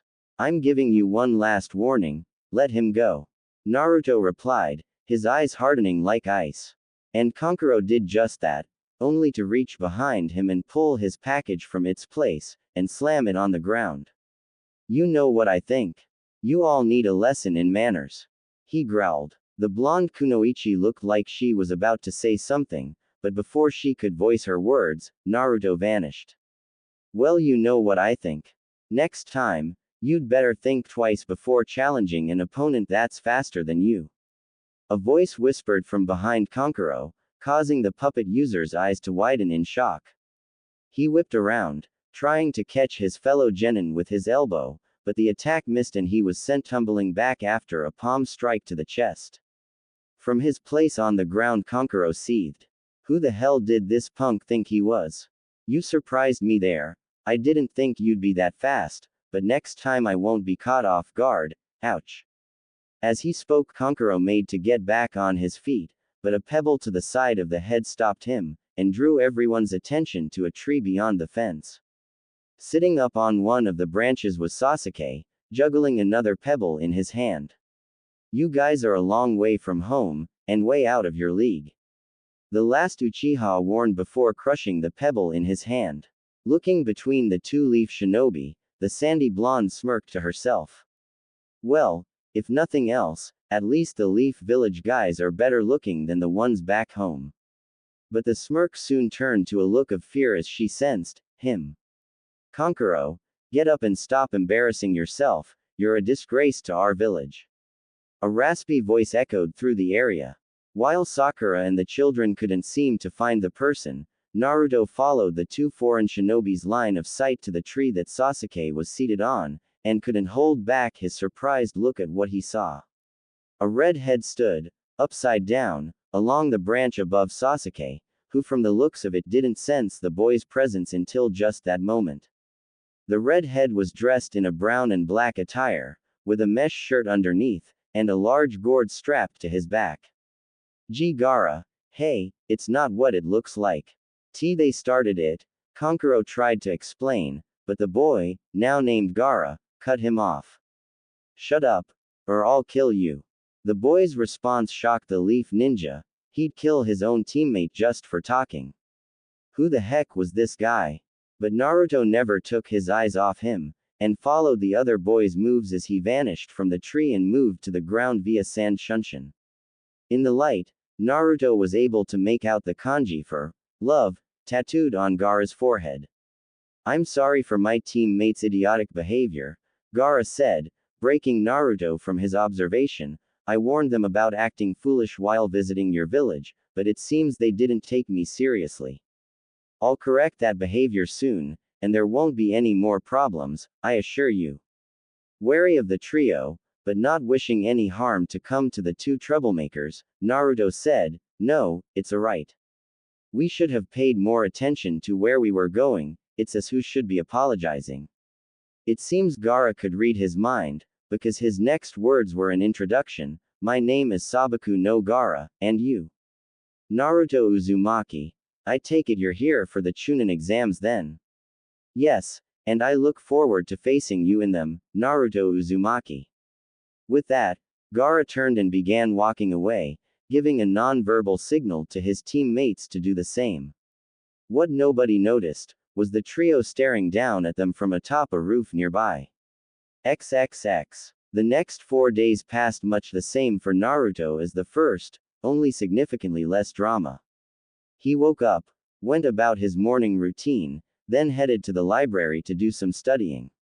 Although he knew he'd have to look over certain subjects again in order to really remember them, like the different poisonous plants that grew around the continent, others he managed to pick up right away, like the basic knowledge of the Byakugan, the Hyuga clan's dojutsu.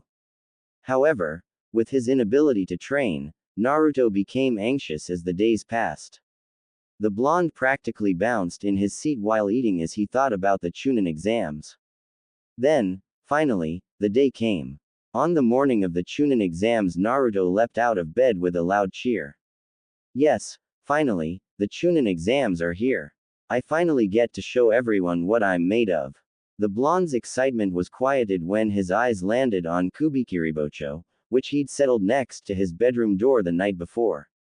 Seeing the large executioner's blade reminded Naruto about his plan, and sobered him up as the excitement was replaced with the feeling of responsibility. The exams were more than just a chance to advance, they were his first step towards honoring Zabuza. He was the heir to Kiri's demon now, and it was time everybody knew it. Naruto stared into his reflection's eyes as he wrapped the bandages around his face.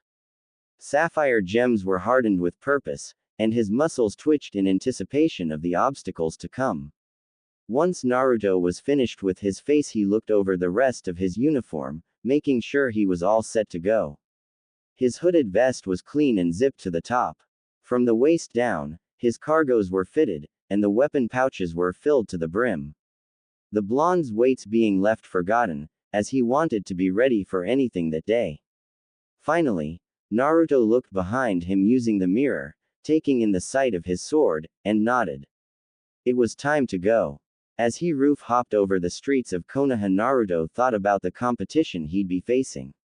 The blonde knew for sure at some point he'd some face-to-face with Gaara. The redhead just seemed like the type who wouldn't be defeated easily. There was also the other genin from his own village, the other rookies if they competed, and even the possibility of facing his own team. All of this made Naruto anxious, but the blonde pushed that down as he neared the academy. After hopping down from his last roof, Naruto jogged over to where he saw Sasuke standing by a tree. The two boys shared a nod of acknowledgement, but otherwise remained still, waiting for their third squad mate. They weren't made to wait long, as Sakura's vibrant pink hair soon came into sight. "Are we all ready?" Sasuke asked, "because once we go through those doors there won't be any turning back." "You bet, Sasuke-kun, we're gonna ace these exams," Sakura replied confidently. Inside her mind, the girl's inner self was pumping her fist, daring the other genin to bring it. Naruto just gave his fellow genin an affirmative nod to show he was ready. And with all three of them set to go, Team 7 made their way into the academy building. "And so it begins," the blonde thought as he entered the air-conditioned school. They made it up 2 flights of stairs before the trio came across an odd sight. A large number of genin were grouped around a single doorway. The door was being guarded by 2 older-looking genin. "Hey, come on, let us in, we're trying to take the Chunin exams," a young girl with buns in her brunette hair pleaded to the guards. One of them, a guy with squinted eyes, scoffed and replied, "Faye, you all should be thanking us. We've tried taking the Chunin exams multiple times, and even we haven't succeeded yet. You all should just go home and wait till you're older." Naruto watched the exchange of words with confusion. The sign above the door said 301, but they'd only gone up 2 flights of stairs. Naruto knew the academy building like the back of his hand, as he'd spent a great deal of his life in it, and he'd pulled a lot of pranks here, so it was only natural. The thing that confused him was, why had they done this? "Hey," Sasuke called out, breaking Naruto from his train of thought, "take down the genjutsu already. You're not fooling anyone. We've only gone up 2 sets of stairs, so how can we be on the 3rd floor?" Naruto watched as all the other genin realized that what the Uchiha heir said was true. The blonde did too, but then he thought about why they all would have been tricked. It was a test. Those who couldn't see past such a simple ruse wouldn't even deserve to take the actual exam. It all made sense. But I didn't figure that out until now. I wonder how long some of the other teams were standing here. Suddenly Naruto felt a strong breeze hit him in the face, and the blonde shook his head to pull himself from his thoughts. Looking around, Naruto saw that Sasuke was about to engage one of the guards, but they'd both been stopped by a kid in green spandex. Impressive. Please, let us save the fighting for the actual competition. The officials have spent months setting this up, let us not waste all their hard work with such sloppy show. The spandex-clad genin said as he let go of Sasuke and the guard's legs. Naruto noticed Sasuke sending the oddly dressed other boy a wary look, and decided to ask him about it later as he heard the bun-haired girl reprimand the teen. Lee, you're the one who told us we had to hide our strength, what was that all about? She was joined by another male. This one had long, brown hair and pupil-less white eyes. She's right, Lee, the other male said. That was reckless. The now identified Lee just sighed and answered, I know, but. Lee's eyes traveled over towards Sakura, and Naruto immediately took notice of how the boy's face took on a distinctly redder hue. Like lightning, Lee was standing in front of the pin-haired Kunoichi, and Naruto finally got a real look at his competition. Lee was average height, and the only disruptions in his green suit were the headband tied around his waist and the orange leg warmers on his ankles. The genin also had bandages wrapped around his hands. Underneath the tight spandex, Naruto could clearly see muscle, not as big as his own, but they were defined. Lee was definitely the type that hit hard. Traveling upwards, Naruto got a shock. Lee had some of the biggest eyebrows he'd ever seen. And to top it off, the kid's onyx black hair was shaped into a bowl cut. The blonde Uzumaki watched as Lee gave his female teammate a thumbs up and a smile. Naruto had a sinking feeling in his gut, like he'd seen this somewhere before. And sure enough, you are the brilliant Kunoichi, Sakura Haruno, correct? Sakura just gave the spandex-wearing genin an odd look before replying, yeah. Who are you? If possible, Lee's smile got wider as he introduced himself, my name is Rock Lee. Sakura, please be my girlfriend, I promise to protect you with my life. Naruto face-palmed. That's why it seemed familiar. Peeking through his fingers, a lone blue eye took in the rest of the scene. Sakura's brow twitched, and her mouth hung open for a moment before she finally found the words to say. No thanks. Why, you're too much of a weirdo. Lee's expression immediately took a dive. Where there was once a bright smile, now there was a deep frown, and it looked as if he were going to cry. However, before he could plead his case any further, Sasuke stepped in and said, Sakura, enough, let's go. He's right, Lee, we need to, the bun-haired girl started to say. But then her chocolate brown eyes landed on Naruto, or more specifically his sword, and she swiftly strode over towards him. Naruto looked at the Kunoichi warily.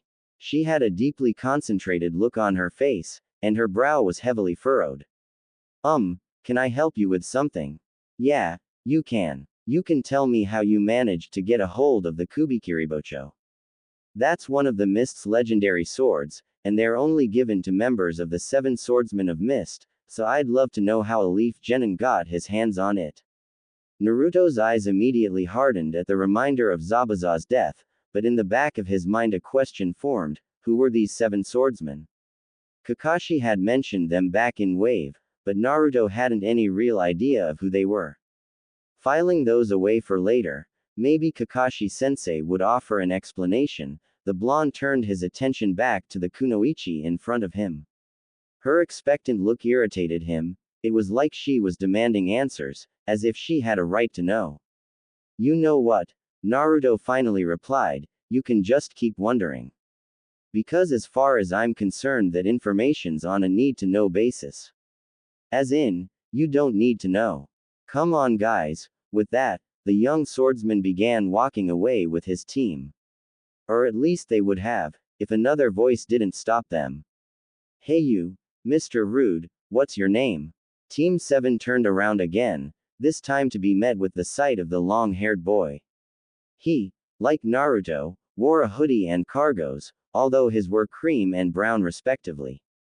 Around his forehead was a brown headpiece, and one arm and leg were wrapped in bandages. Naruto quickly realized that the kid was a Hyuga by his eyes. Sasuke, thinking the genin was talking to him, stepped forward to introduce himself. You know, it's common courtesy to give your own name before asking someone for theirs. The Hyuga glanced at Sasuke. I wasn't talking to you. Then turned his gaze towards Naruto. I meant your teammate. Naruto folded his arms and replied, but my teammate has a point, and I thought Hyugas were all about manners and propriety. Guess you missed those lessons, huh? Both Team 7 and Lee's team watched as the Hyuga boy's eyes hardened into a deadly glare. However, the young genin simply ground out a response. My name is Neji Hyuga, and you? I am Naruto Uzumaki, heir to the demon of Kurigakure. The blonde noticed out of the corner of his eye the looks his teammates were giving him, but he chose to ignore them, and focused on the challenge in front. Neji scoffed, as if the title meant nothing, but didn't say anything else. He just turned and began to walk away. Naruto and his own team followed the Hyuga's lead and decided to make their way towards the exam room. On their way there, Sakura turned to Naruto and asked, "What was that back there?" "Heir to the demon. Since when the heck did you start calling yourself that?" "It's not something you need to worry about, Sakura, so don't ask." XXX. Team 7 were passing through the area of the school where taijutsu practice took place if it rained. As they moved, a voice called out to them from the upper level. "Hey you, with the attitude." The trio stopped again. Naruto was beginning to get frustrated with all these interruptions. If they were late, somebody was gonna get an earful. He and his squad looked up towards where the voice came from, and were met with Lee, and the bun-haired girl looking down at them. Instead of anyone answering, the members of Squad 7 just waited until someone was clearly addressed. It didn't take long, as the rival genin leapt from the platform and down in front of the trio. Lee was the one to speak. "You are Sasuke Uchiha, correct?" Said Uchiha eyed the oddly dressed genin coolly and replied, "Yeah, what of it? I have heard that you were this year's Rookie of the Year. Is that true? And if it is?" Sasuke asked. Lee's eyes glinted with something as he answered, "Then I ask that you and I have a match." Sasuke laughed to himself before saying, "You know who I am, what clan I come from, and yet you still wanna fight me?" "Yes. I wish to test a theory, and I believe facing you will give me the answers I seek." The Uchiha looked ready to agree, but his pink-haired teammate chose to speak up in concern. "Sasuke-kun, I don't think that's such a good idea. We've only got 30 minutes left before the exams start." As he moved into his taijutsu stance, Sasuke just scoffed, saying, "Faye, this won't take more than 5 seconds, Sakura." While this was going on, Naruto noticed that the girl had been giving him a cold look the entire time. Finally, sick of her glaring, the blonde turned to her and said, "Why don't you take a picture? It'll last longer." This only served to harden the girl's glare as she scoffed out a reply. "Originally I wasn't going to follow Lee, but then I got to thinking, if he was coming to challenge the Uchiha then he'd be running into you. Yeah, and I wanna fight you." Blue eyes widened in shock as Naruto asked, "Why?" "To see if you're worthy of handling such a famous sword, Demon's Heir." She mocked, a smug grin finding its way onto her face. The girl noticed immediately that she'd struck a nerve, as Naruto's entire body tensed in response to her taunting. "I assume there's rules to this battle," he spit though grinding teeth. The bun-haired girl smirked and answered, "Only one, strictly Kenjutsu." This confused Naruto as he quickly noticed that the girl was unarmed. She seemed to notice his discontent because the kunoichi reached into her weapon pouch and produced a scroll. As she unfurled it, she assured him, "Oh, don't worry, I always come prepared." Naruto watched as, out of a cloud of smoke, a katana appeared. This girl could use basic sealing. Interesting. The blonde then watched as his opponent moved away from him and entered into a Kenjutsu stance. Naruto recognized as the Seigen no Kame. Naruto pulled Kubikiribocho from the strap on his back and entered into his own stance. The blade tip rested on the floor, and both his hands held the handle.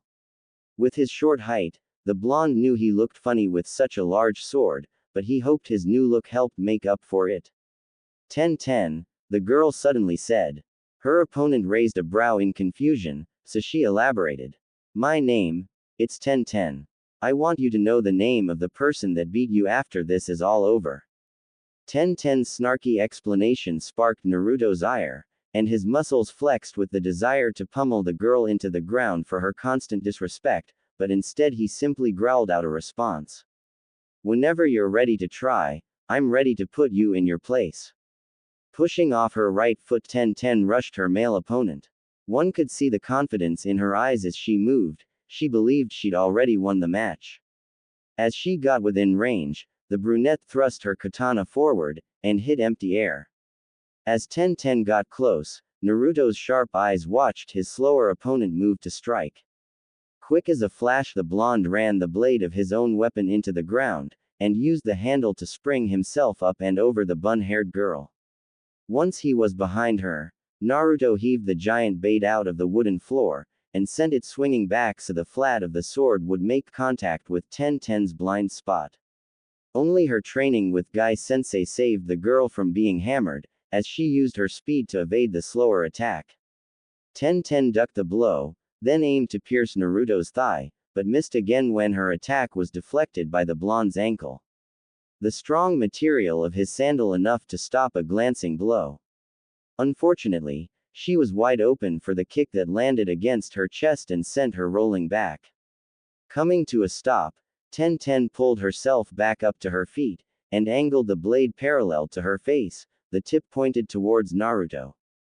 However, she never got within striking distance this time because she was forced to block a swipe from the Kubikiribocho that otherwise would have sliced her in half.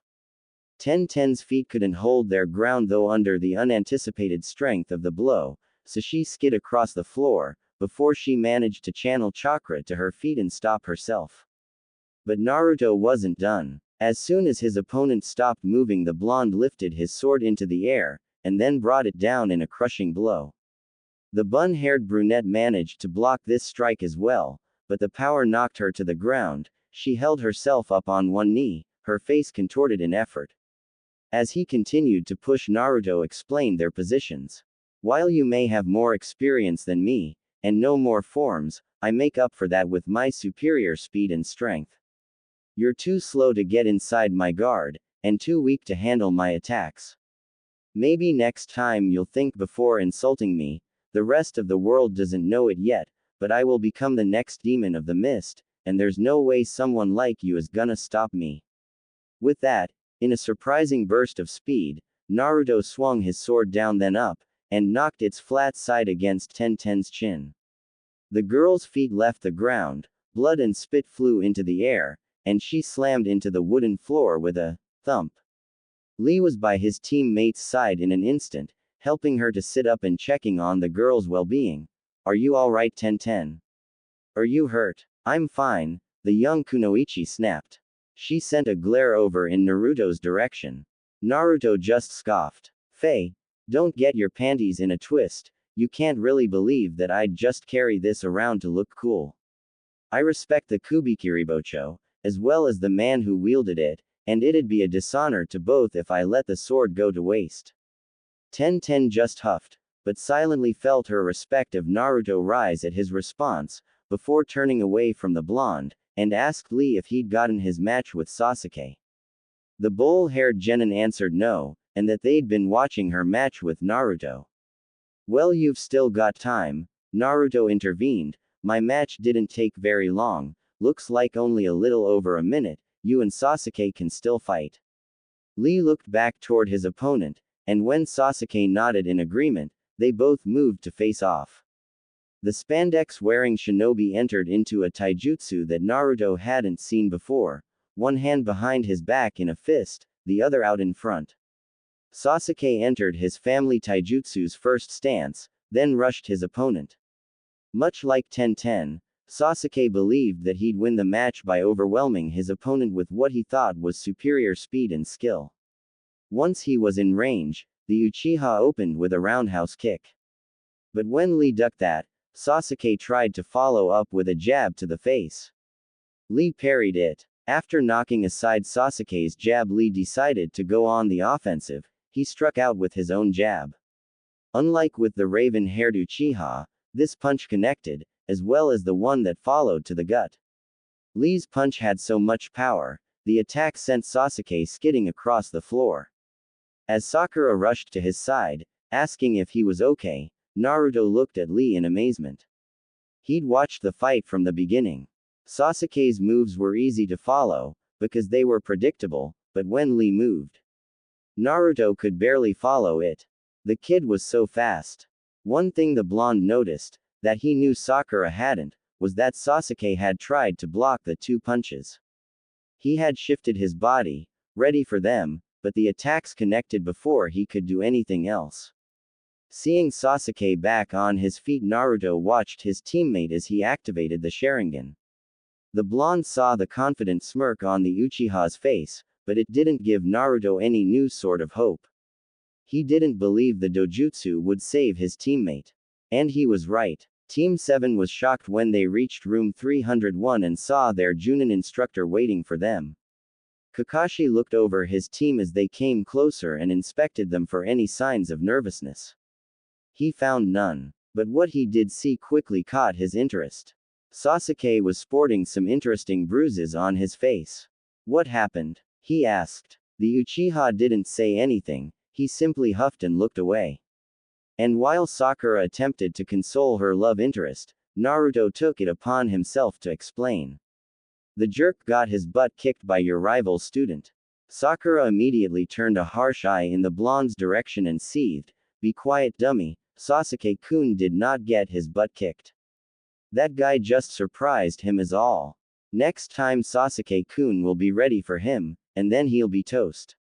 "Ha, yeah, I'm sure. Sasuke may be able to use that excuse for the start of the match, but what about the second round, after he activated his eyes?" Lee still trounced him. The Uchiha in question seemed to have had enough of being made a fool of, because he eyed the blonde dangerously. "Shut up, loser. What do you know? You got off with fighting that weak girl who only used Kenjutsu." "Wait." Kakashi stepped in. "Are you seriously saying you three ran into Guy's students?" "Yeah, that's why I mentioned the whole rival thing, sensei." Naruto answered, before a thought came to mind. "Oh, by the way, can you tell me who the 7 swordsmen are?" The blonde's question clearly surprised the silver-haired shinobi, as evident by his widened eye, but the man just asked, "I can tell you later, sure, but where'd you hear about them from?" "Guy's student, Tenten, she mentioned them to me when we met in the hall." What? How come?" Kakashi balked curiously. What had his genin gotten themselves into? Here, Naruto's face molded into a scowl as he replied. "She got in my face about having Zabuza's sword, saying how I wasn't worthy of it. She challenged me to a match but I beat her pretty easily." Kakashi sighed before he said, "Well, like I said, I'll tell you what I know after the first exam is over. But for now, I think it's best you three get in there. Wouldn't wanna be late after all." He ended with an eye smile. "Isn't that the pot calling the kettle black?" Sakura mumbled as they made their way inside. XXX. The minute they stepped through the door, Naruto and his team were momentarily overwhelmed at how many ninja were inside room 301. It was a full house. Shinobi from every corner of the continent seemed to be there, Suna, Taki, Aim, and Kusa just to name a few. And they all looked on edge. Well, I was too after I entered into a different country, and was surrounded by strangers. Naruto thought to himself. Then, a high-pitched voice caught his attention and the blonde turned to find the source. "Sasuke-kun, it's so great to see you again," a platinum blonde kunoichi in purple cried out as she glomped the raven-haired youth. "I'll bet you missed me, huh? Having to spend all that time with forehead and, hey, where's Naruto Baka?" "I'm right here, Ino," the Nine-Tails Jinchuriki answered.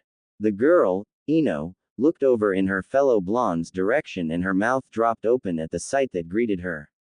"He has more muscles than Sasuke-kun. Hey Ino, what's got you so speechless? I thought for sure you'd be all loud the minute you saw Sasuke," another voice called. This one belonged to a pony-tailed boy wearing a green vest, black pants, and a mesh shirt. He was followed by another boy. This one was short, but large, and was carrying a bag of chips. He had light brown hair that was tied down by his headband.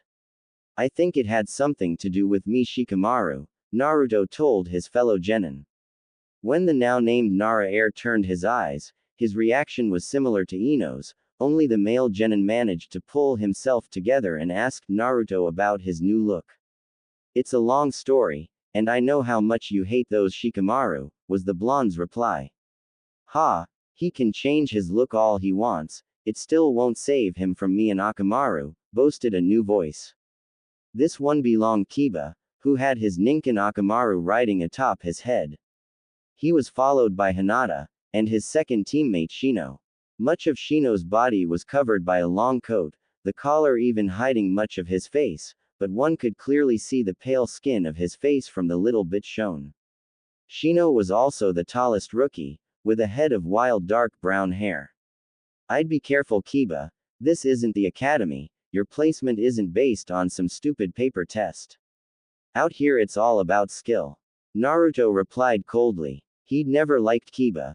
The Inuzuka was always one of the first to put down his dream, and the boy was far too full of himself. Even by Naruto's standards. But before Kiba could make a retort, a soft voice interrupted from behind him. Oh, don't mind Kiba, he's just anxious to start the exams. Naruto's blue eyes looked over Kiba's shoulder and spotted a petite girl wearing a heavy coat. His face broke out into a smile when he recognized the only girl to ever be nice to him in school, and he greeted her warmly. Hey Hinata, I almost didn't see you there, good to know you'll be taking the exams too. He watched as the Hyuga girl ducked her head upon being greeted, and so he missed the redness that crept into her cheeks. The blonde just raised a brow in confusion before Ino's voice bellowed, am I the only one who cares that Naruto Baka went from scrawny shrimp to tanned and toned? Yes Ino, you are. It's too much of a drag to hear his long story, relayed Shikamaru in a bored tone. Besides, the guy probably doesn't want anyone here knowing his secrets anyway, right? All the rookies looked for the new voice, and saw that it came from a lanky teen that was walking over towards them. He wore a high-collared, purple shirt and khaki pants. His hands were covered by fingerless gloves while on his face set a pair of glasses. The guy's head was covered in a shock of silver hair that was mostly tied back by a ponytail. Naruto eyed the new guy warily. That's right mister. The teen looked sheepish as he answered the blonde's question. Oh, my name is Kabuto Yakushi. And is there something we can help you with Kabuto-san? Sasuke asked. Kabuto just smiled and replied, actually, I think there's a way I can help you guys. We Leaf Genin should try to stick together after all right. That makes sense, Sakura agreed. So Kabuto-san, what kind of help can you give us? From the sound of it, you've taken these exams before right? That's right. So, what, is this like your second try? Asked Ino. She too was becoming curious, and if this guy's hints would help her beat Sakura at being Chunin, then she was all for it. Kabuto ducked his head and mumbled, actually, it's my 7th try, the exams are held twice a year. Hearing this bit of news made Naruto curious. Over the months before the exam he'd been getting more training from Kakashi-sensei, and one of the first lessons was to always look beyond what you see. To not take everything at face value, because as a ninja, that could spell disaster. So Naruto watched Kabuto a little more closely, to see if there was any reason to feel suspicious, or if he was just jumpy about the exams. But still, the guy's taken it 7 times, how has he not passed yet? Does he just suck? Naruto kept his eyes trained on Kabuto as the bespectacled genin explained one of his info cards, this one a topographical map of the ninja villages, and how many shinobi each one had competing. This wasn't so odd, the guy probably used the 5 days to compile the data, so Naruto let it slide. Then Sasuke asked if the silver-haired leaf ninja had any information on people. Candidates taking the test. I have a little something on everyone, gotta know who you're dealing with right? Are you wondering about anybody in particular? Sasuke's eyes focused as he replied, Rock Lee and Sabaku no Gaara. Well, that's no fun. You even know their names, Kabuto joked as he pulled 2 cards from his deck. Alright, first up is Rock Lee. A chart phased onto the card, complete with a picture of the oddball genin and his teammates underneath. According to this, Rock Lee and his team are about a year older than you guys, and are trained by the Junin guy. Lee has an exceptional level of taijutsu mastery, far above your average genin, but the rest of his skills leave much to be desired. His teammates are Tenten and Neji Hyuga, and together they've completed 20D rank missions and 5C rank. Kabuto explained. There were 2 things that caught Naruto's attention. How did Kabuto know the extent of Lee's skills, as well as the number and rank of the missions his team had taken? Those kinds of things aren't just public knowledge, even to other ninja. But Naruto decided to let Kabuto keep going, because he wanted to know about Gaara as well. Like with Lee's, Gaara's photo and chart phased onto the card. Taking a closer look, Naruto could see the redhead's pie chart that told of his skills was more diverse than Lee's had been. Although the taijutsu section was significantly thinner. Alright, well, Sabaku no Gaara is a first-timer like all of you, and his team consists of his older siblings Temari and Kankuro. Gaara's physical stats aren't very high, but his ninjutsu is noteworthy, while his other skills are pretty standard. It says here that his team has completed 13D rank, 8C rank, and, get this, AB rank mission. Kabuto's eyes widened behind his glasses as he read the mission log. What? No way he's done AB rank if he's the same age as us, cried Kiba in disbelief. He and his team had only performed 2C rank since they'd been together. But Kabuto just shook his head and replied, it's true, but that's not even the most surprising part. It says here that not only has he done those missions, but Gaara has also never been injured while undertaking them.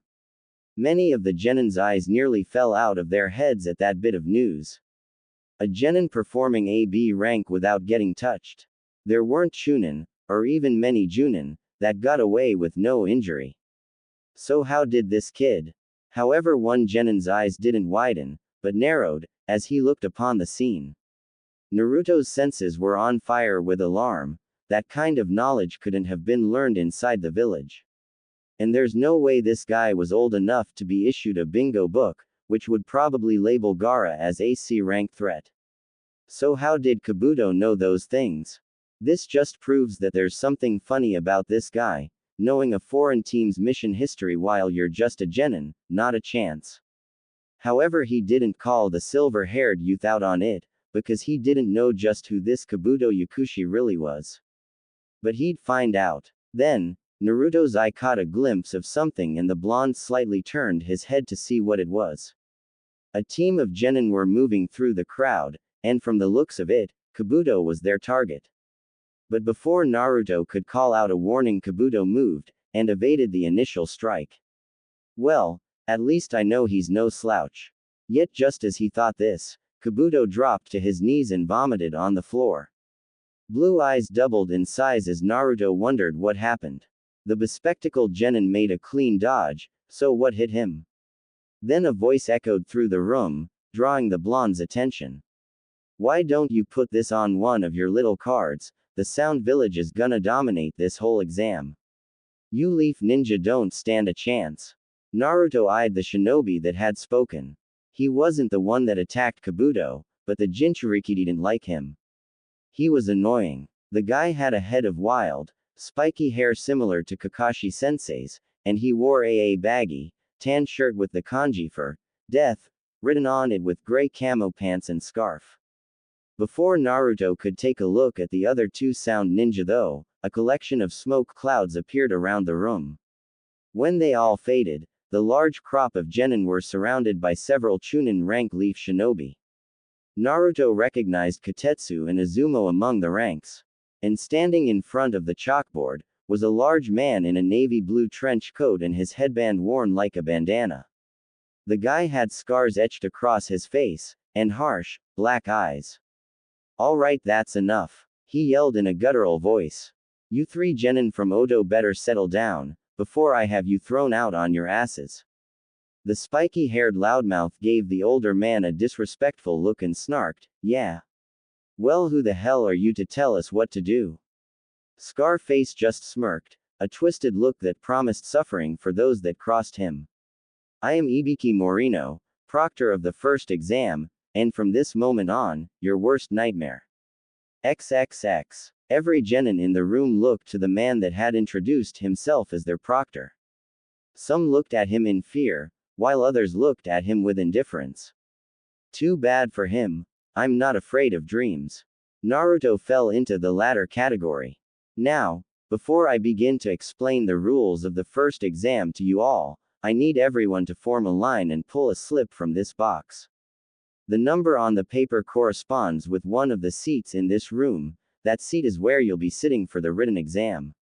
Ibiki explained. And almost immediately after those words, Naruto's mask of indifference slipped just enough that one could see him flinch. A written test? Seriously. They had to give me the one thing I'm not good at first. Although he'd begun studying, Naruto knew better than to consider himself a star student. He still didn't even consider himself average. All the blonde had managed to do was gain basic knowledge about several of the different subjects covered at his village's library, and he didn't think one of the questions was going to be, who are the legendary Sannin? So with a nervous feeling swirling around in his stomach, Naruto found a place in line. As he did though, the young Jinchuriki made sure to keep up his aloof facade, so as not to give anything away to his competition. But this made it so he didn't notice the red-haired girl behind him. However, she noticed him. Karen looked at the blonde boy in front of her curiously. She'd seen him watching her as her team passed the blonde upon entering the village, but she didn't let him know. Out of the corner of her eye, Karen saw the boy stop for a moment to watch her, and she also saw the look on his face. It was brief, but Karen could swear she saw interest in his ocean blue orbs. But what's so interesting about me? Back in her home village of Kusagakure, Karen was nothing special, just another headband in the crowd. And while she had a brilliant mind, the people of her village didn't care so much about that as they did strength. Something Karen was in short supply of. It frustrated the bespectacled girl because she had so much more to give, with her brain, and her ability as a medical ninja. Why couldn't her village see that? So Karen asked her Junin instructor to enter the team into the Chunin exams, in hopes of passing and moving up in rank, so that then she could stand out among her fellow Kusa shinobi. When she looked back up from the floor, Karen was startled to see that, instead of the blonde boy, it was now a Chunin guard in front of her. It's your turn, girl. Pick a number and go sit down, he demanded roughly. Yeah, hurry it up already, we ain't got all day, ya know. Another examiner's shout came from behind. Karen blushed lightly in embarrassment and quickly pulled a slip of paper from the box. Looking at the numbers, the redhead just as quickly shuffled out of line to find her seat. Seeing what row she was in, Karen's crimson eyes searched for a mop of blonde hair, and downcast in disappointment when she saw none. And here I was hoping we could talk. Naruto sat down in his assigned seat, his blade having been confiscated due to its size. As the Uzumaki steepled his fingers in front of his face, a flash of color caught his eye and made him look to his right. Oh, hey Hinata, how's it going? Indeed, Naruto's table mate was the Hyuga heiress.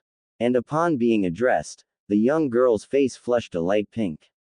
As the flustered girl sat in her own seat, she replied to Naruto's greeting, oh, hi Naruto-kun. I'm okay. What about you? Are you ready for the test?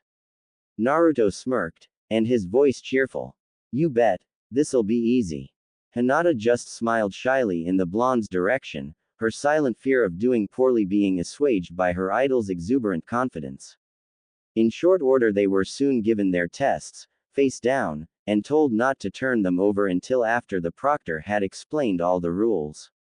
All right, everybody, listen up. Ibiki called out from the front of the room.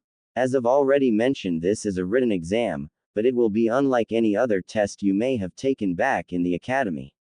However, before I explain why, let me tell you right now, no questions until after I've explained everything. This got the Junin more than a few cross looks. No questions. What kind of examiners does that? However, none of the genin decided to voice their displeasure, and settled on glaring at the scarred man. Ibiki was just fine with that. Now, as I said, this test will be different. The first, and most major difference, comes in the fact that your score will be determined by the combined numbers between you and your squad. What? Sakura interrupted in horror. Quiet, didn't I just say no questions? Now, as I was saying, your entire team must score altogether a total of 9 points. Each question is 1 point apiece.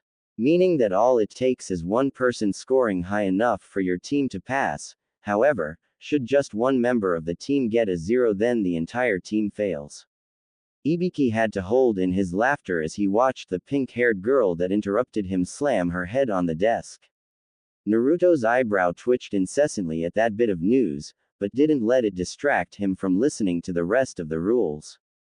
Ibiki then went on to explain that the 10th, and final, question would be given out 10 minutes before their hour was up. Also, the Chunin were there to catch anyone who was cheating, and 2 points would be deducted for every incident. If you are foolish enough to be caught cheating by the Sentinels, then you don't deserve to be here. So show us what exceptional shinobi you can be.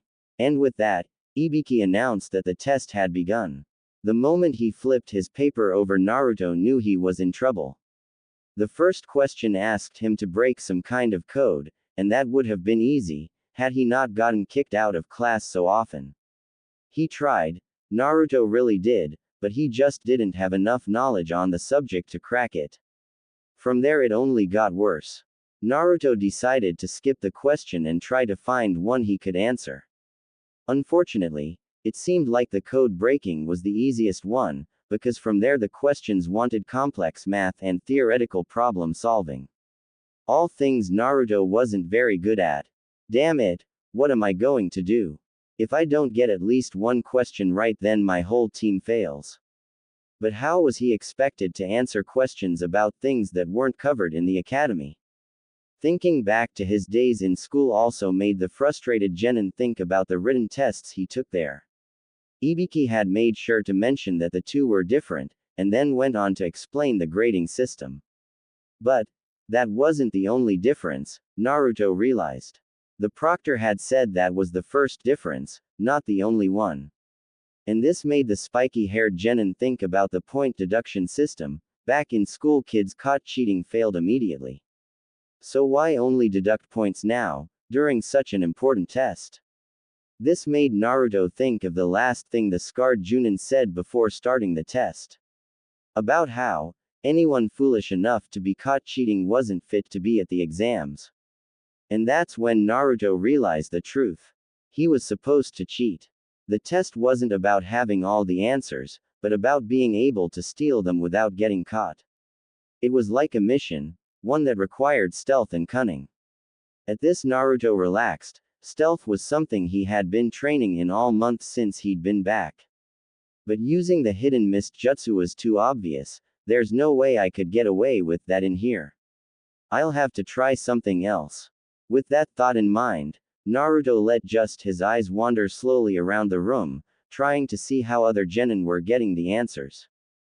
Hinata was using her Byakugan, keeping her head low so that her hair covered the telltale veins unless you were as close as Naruto was. He could see Kiba, who was sitting ahead and a few rows to his left, getting answers from Akamaru, who was perched atop his head. Man, I wish I had a partner like that, the fledgling demon mused as he finished looking around the room. Shikamaru was sleeping, no surprise there, but Choji was writing down answers. The thing was, Naruto didn't see the boy using any method of cheating, which confused him as the blonde knew Choji wasn't smart enough to handle the test's questions. Deciding that it wasn't important, as it had nothing to do with him passing the test, Naruto pushed those thoughts away and continued to think of a way he could get the answers he needed.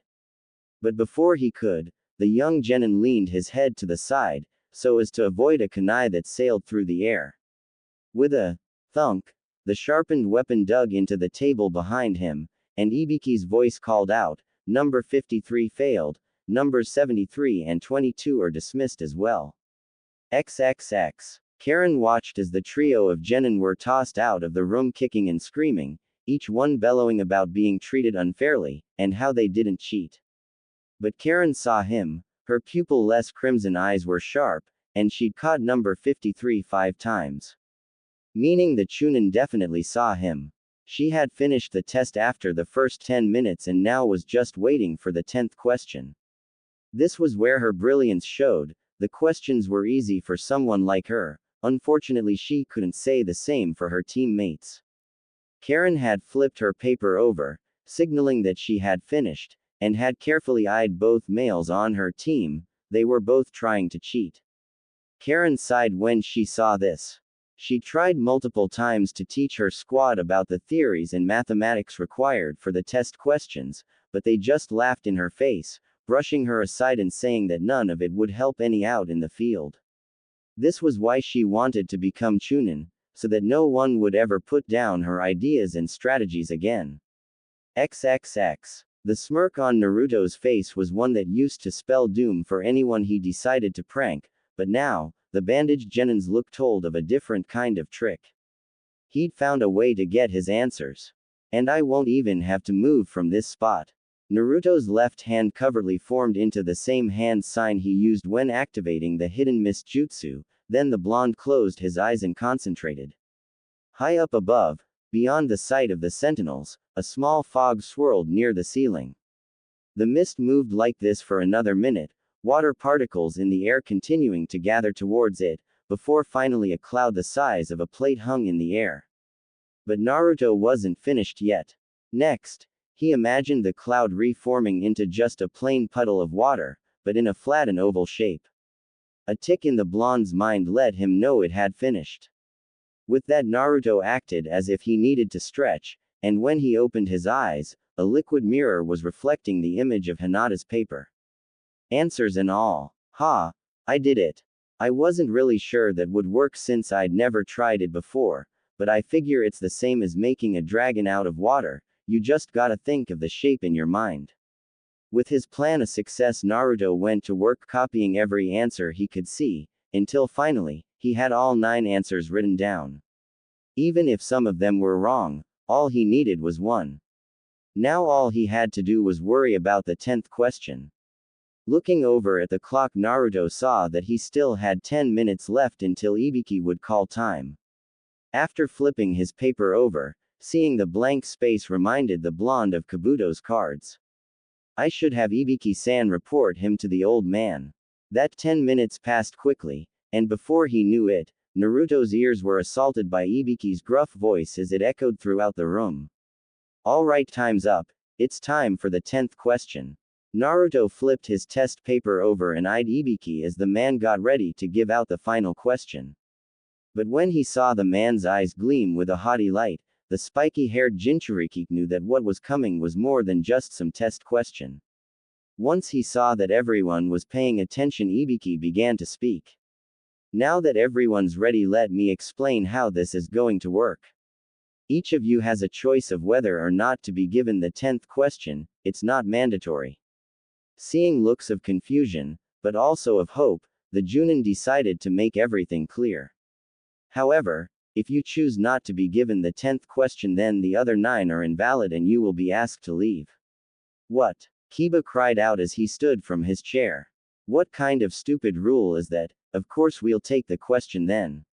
Many of the other genin nodded or voiced their agreement. Ibiki chuckled darkly to himself before replying, oh but wait, you didn't let me finish.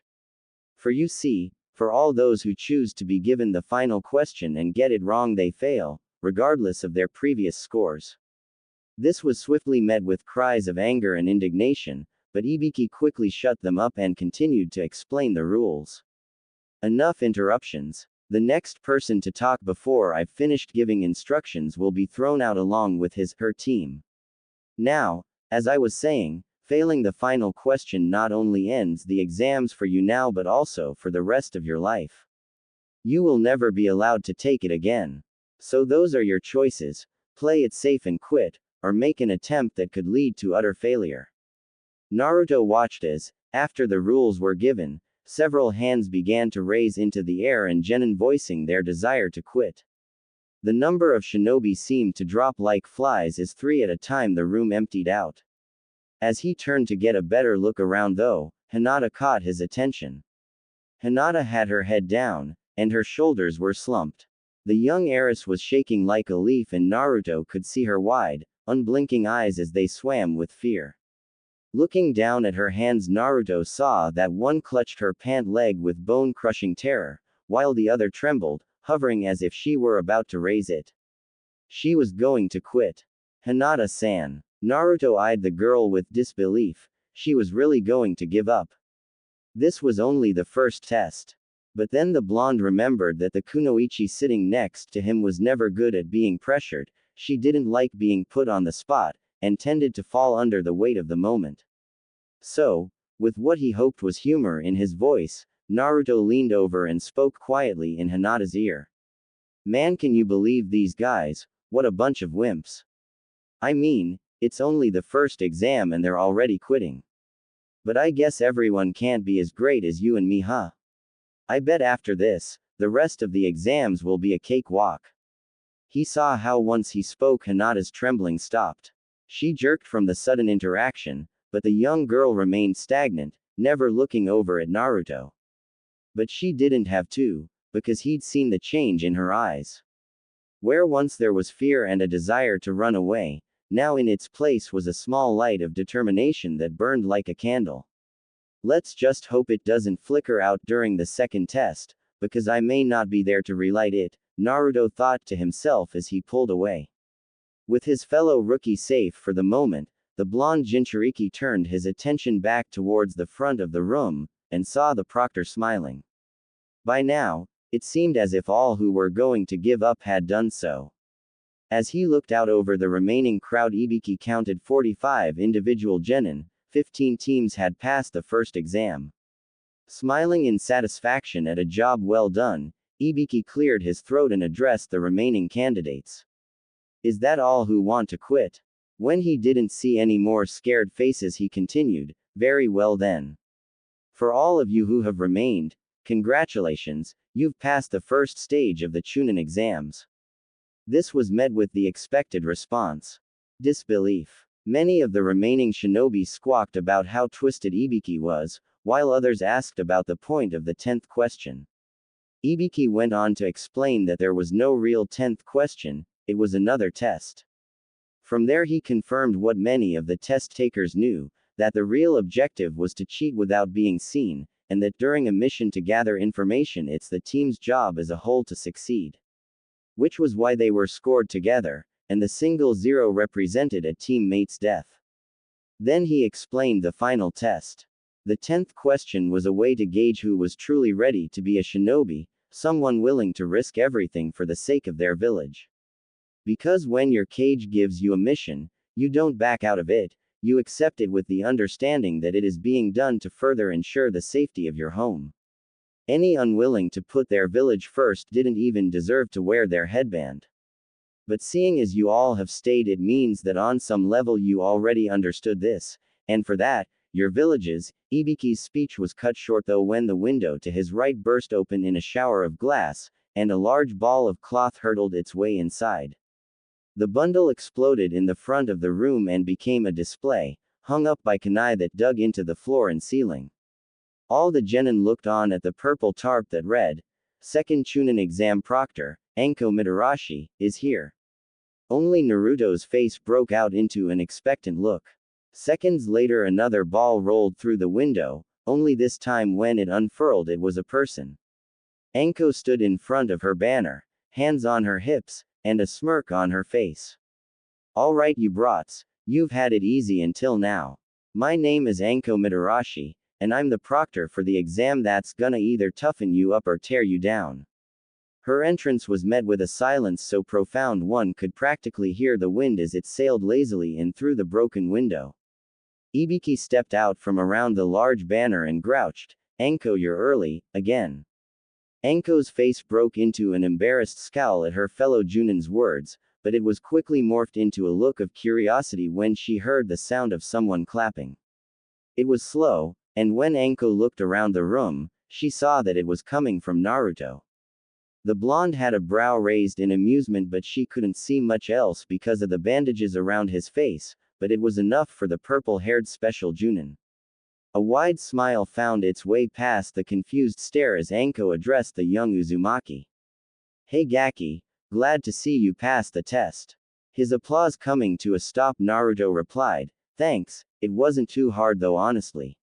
I hope your test gives me more of a challenge, Anko." The woman in question just gave a knowing grin and told Naruto to be careful what he wished for.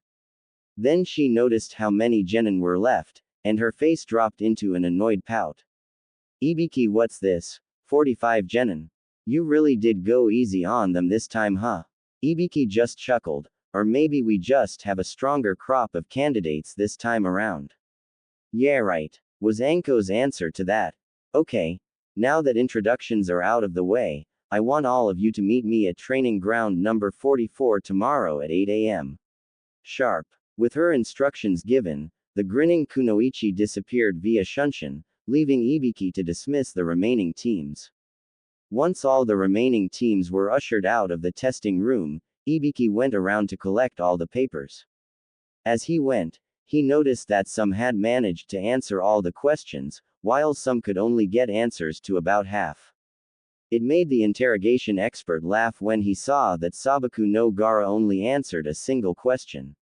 It was when he got to the Uzumaki kid's test that his brow furrowed.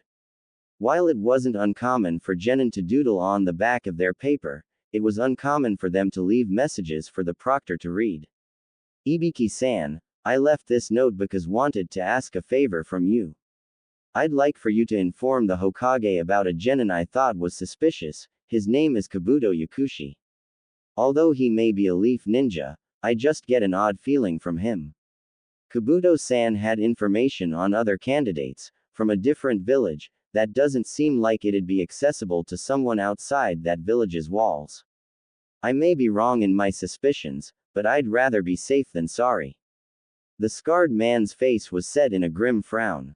It was dangerous to accuse a fellow shinobi of treachery without real evidence, but if what this kid said was true, then there may be more to Kabuto Yakushi than meets the eye. Ibiki remembered that the shinobi in question had taken the exams a handful of times already, always making it past the second phase, but giving up afterwards out of exhaustion. No one thought anything of it before, but now Ibiki wondered if perhaps there was a reason behind it now. Perhaps the young man was looking for something, and had yet to find it. The question is, what? XXX. Naruto and his team met up with their Junin instructor outside the academy building, along with the other rookie teams. "I see your team managed to pull through, Kakashi. I must say I'm a bit surprised." Kurenai commented as she eyed her fellow Junin. Kakashi just smiled and said, "Well, I'm not. I knew they had it in them." "So, Kakashi, when did you start teaching Kenjutsu?" Asuma questioned as his eyes landed on Naruto. Then, when he realized just what blade was strapped to the blonde's back, his eyes widened. And how did Naruto get his hands on the sword that belonged to Zabuza Momochi? "It's a long story," the cycloptic Junin sighed. "One that isn't really mine to tell anyway. If you wanna know, ask Naruto. As for your first question, I haven't, it's something the kid picked up on his own." Naruto could see the curiosity in the other Junin's eyes, but he had no desire to talk about his goal, so instead he turned his attention to Kakashi and reminded the man of his promise. "Hey, Kakashi-sensei, you remember right before I went in to take the first exam, right? You said you'd answer a question for me." The older shinobi saw through his student's facade, and could see the blonde's desire to get away from the prying eyes of the other Junin. Deciding to spare Naruto from having to explain something that clearly caused him pain, Kakashi replied, "Oh yeah, you're right. Okay, let's go. Sasuke, Sakura, he'll meet you guys tomorrow for the second test." With that, the two ninja walked off, but with their backs turned, they didn't see the narrowed eyes that followed them. Kakashi and Naruto walked silently in the direction of Ichiraku's. They had long since left the academy where the first portion of the Chunin exams had taken place, and the silver-haired Junin decided that the ramen shop's relaxed atmosphere was a great place to tell his curious student the story of Mist's seven swordsmen. The two shinobi sat down at the bar, Naruto ordering 3 bowls of miso ramen while his instructor declined any food. Eager to learn, Naruto turned his eyes on Kakashi and asked, "So Kakashi-sensei, who are these swordsmen that girl Tenten was talking about?" Kakashi turned in his seat, making sure he faced his student as he answered his question, and replied. The 7 swordsmen are just as their name describes, although they don't all have to be men. Their group is made up of the 7 most powerful kenjutsu users in Kiri. Blue Eyes focused on that bit of information. It explains why Zabuza was so strong. And actually, I'd heard Zabuza's generation was known as the strongest Kiri has ever produced. Each member is granted one of 7 swords, which as I mentioned before is relinquished to the one who defeats the previous owner, with every blade having its own unique power. That last part got the blonde's attention, and he ignored the ramen placed in front of him to ask, what kind of powers, and what's Kubikiribocho's? Unfortunately, Kakashi sighed, I'm not actually sure Naruto. Usually, anyone outside of the hidden mist that actually see the swords wind up being on the business end of its blade, so their abilities are a pretty well-guarded secret. This made Naruto a little sad. It meant that he didn't know the full extent of his weapon's power, and wouldn't, unless he could find someone from Kiri to tell him. The boy's Junin instructor noticed his soured mood, as the blonde took to eating his ramen slowly after unwinding the bandages, and decided to try and cheer him up. But remember Naruto, Zabuza didn't use the sword's ability against us and he was still such a dangerous threat. It's proof that all you need is your own strength, and confidence in your own ability, to become a powerful shinobi. Kakashi saw that his words had taken root by the way Naruto's demeanor shifted, the boy was no longer slouching. And speaking of becoming a powerful shinobi, are you ready for the second exam tomorrow Naruto? That did it. The blonde looked up with a smirk on his face, and a determined look in his blue eyes. Definitely. I can't wait for today to be over. That's good, the silver-haired shinobi replied. Do you think? Cho. Whatever else the man was going to say was cut off by a messenger bird flying overhead, signaling for the elite ninja to report to the Hokage's office. Kakashi looked from the bird back to his young charge and apologized, saying that they could catch up after the second test tomorrow. Naruto let his sensei know it was okay, and then went back to his lunch. Once he finished with his ramen, Naruto re-wrapped his face, and bid goodbye to the Ichiraku family, before idly walking through the streets. As he passed between villagers, the blonde's mind continued to trek back to the secrets of Kiri's group of swordsmen. There had to be a way of finding out more about them. His answer came in the form of a bun-haired kunoichi bumping into him. The blonde Uzumaki managed to keep himself from tumbling, and then reached out quickly to save the other person from falling as well. Naruto's eyes soon locked with a stunned brown pair, ones that he instantly recognized. Tenten-san, are you alright? The girl in question stood idle for a moment longer, taking in what just happened, before she frowned. Yeah, I'm alright, but maybe next time you should pay more attention to where you're going Uzumaki-san. Oh, and you can let go of me now. For his part the blonde swordsman managed to look apologetic as he removed his arm from around the girl's waist. Scratching the back of his head nervously, Naruto replied, You're probably right, sorry. I was just. Hey wait, you know about the 7 swordsmen right? Tenten eyed the younger boy with curiosity as she said, Yes. Do you know a lot about them? The bandaged youth asked. Kakashi-sensei didn't really know much besides the basics I guess, but he told me about how each sword had a power or ability that made it special. Would you know anything about that? The brunette kunoichi wasn't sure what she should say. On the one hand, she was still miffed about losing her match to the blonde in front of her, and was considering not telling him what she knew. But then Tenten thought about how, Even if she didn't like the kid, he was still a fellow Leaf shinobi and deserved professional courtesy. I don't know a lot about the organization itself, pretty much just the basics like everyone else that's not a part of it, but I do know about the swords. After all, I wouldn't be much of a weapon expert if I didn't keep up my knowledge on every type out there. Tenten could see the hopeful look in Naruto's eye, and heard it in his voice as he asked her to tell him more. This made the girl start to think. What could I get out of this? After just standing there and staring at the blonde with a scrutinizing look, Tenten finally decided. Alright, I'll tell you, but only on one condition. Okay, what? You have to help me track down Kiba. Naruto's face took on a look of confusion. You mean Inuzuka? What do you want with him?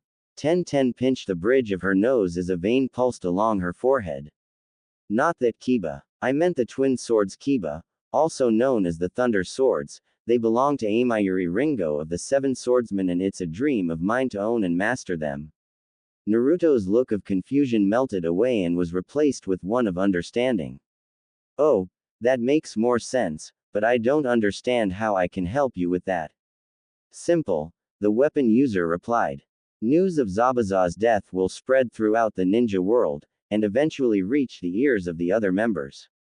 They'll get curious about who defeated him, and want to find out what happened to Kubikiribocho. Leading Amayuri to me, the blonde finished. Tenten nodded, motioned for Naruto to walk with her, and continued. Yes. If you really manage to defeat Zabuza, then you must be strong, so if I train with you, I'll be able to go up against Amayuri. The demon of the mist was said to be the strongest of the seven, until Kisame anyway. Quote, and who is Kisame? If he was going to be tracked by such high-level ninja, Naruto wanted to cover all his bases, especially if the Kisame guy was even stronger than Zabuza. Originally, Kisame Hoshigaki was a member of the Seven Swordsmen's Cipher Division and under the command of Fuguki Suikazan, who was part of Zabuza's generation. However, after an unknown incident, Kisame killed Fuguki and took possession of Samahata. He later became a missing ninja, and like Zabuza, carries his sword with him. Tenten explained. Naruto made sure to lock in the names he'd heard, Amayuri, Fuguki, Kisame. Because the blonde had a feeling he'd be faced with those names again later. Turning his attention back to the matter at hand though, the blonde asked, and about how much stronger is Kisame compared to Zabuza? The bun-haired girl shook her head. I don't really know. That kind of information isn't really public knowledge, even for shinobi. Maybe your instructor can tell you. They walked quietly for a while, neither one saying a word and simply looking around at the various shops and stands they passed, until Naruto spoke again. So what can you tell me, about the swords I mean, because if you want me to help you then you're gonna have to keep your end of the bargain first. I suppose you're right, Tenten agreed. So you wanna know about what makes each sword special, right? Well, let's start with yours. Kubikiribocho is the immortal blade, as it can never truly be destroyed.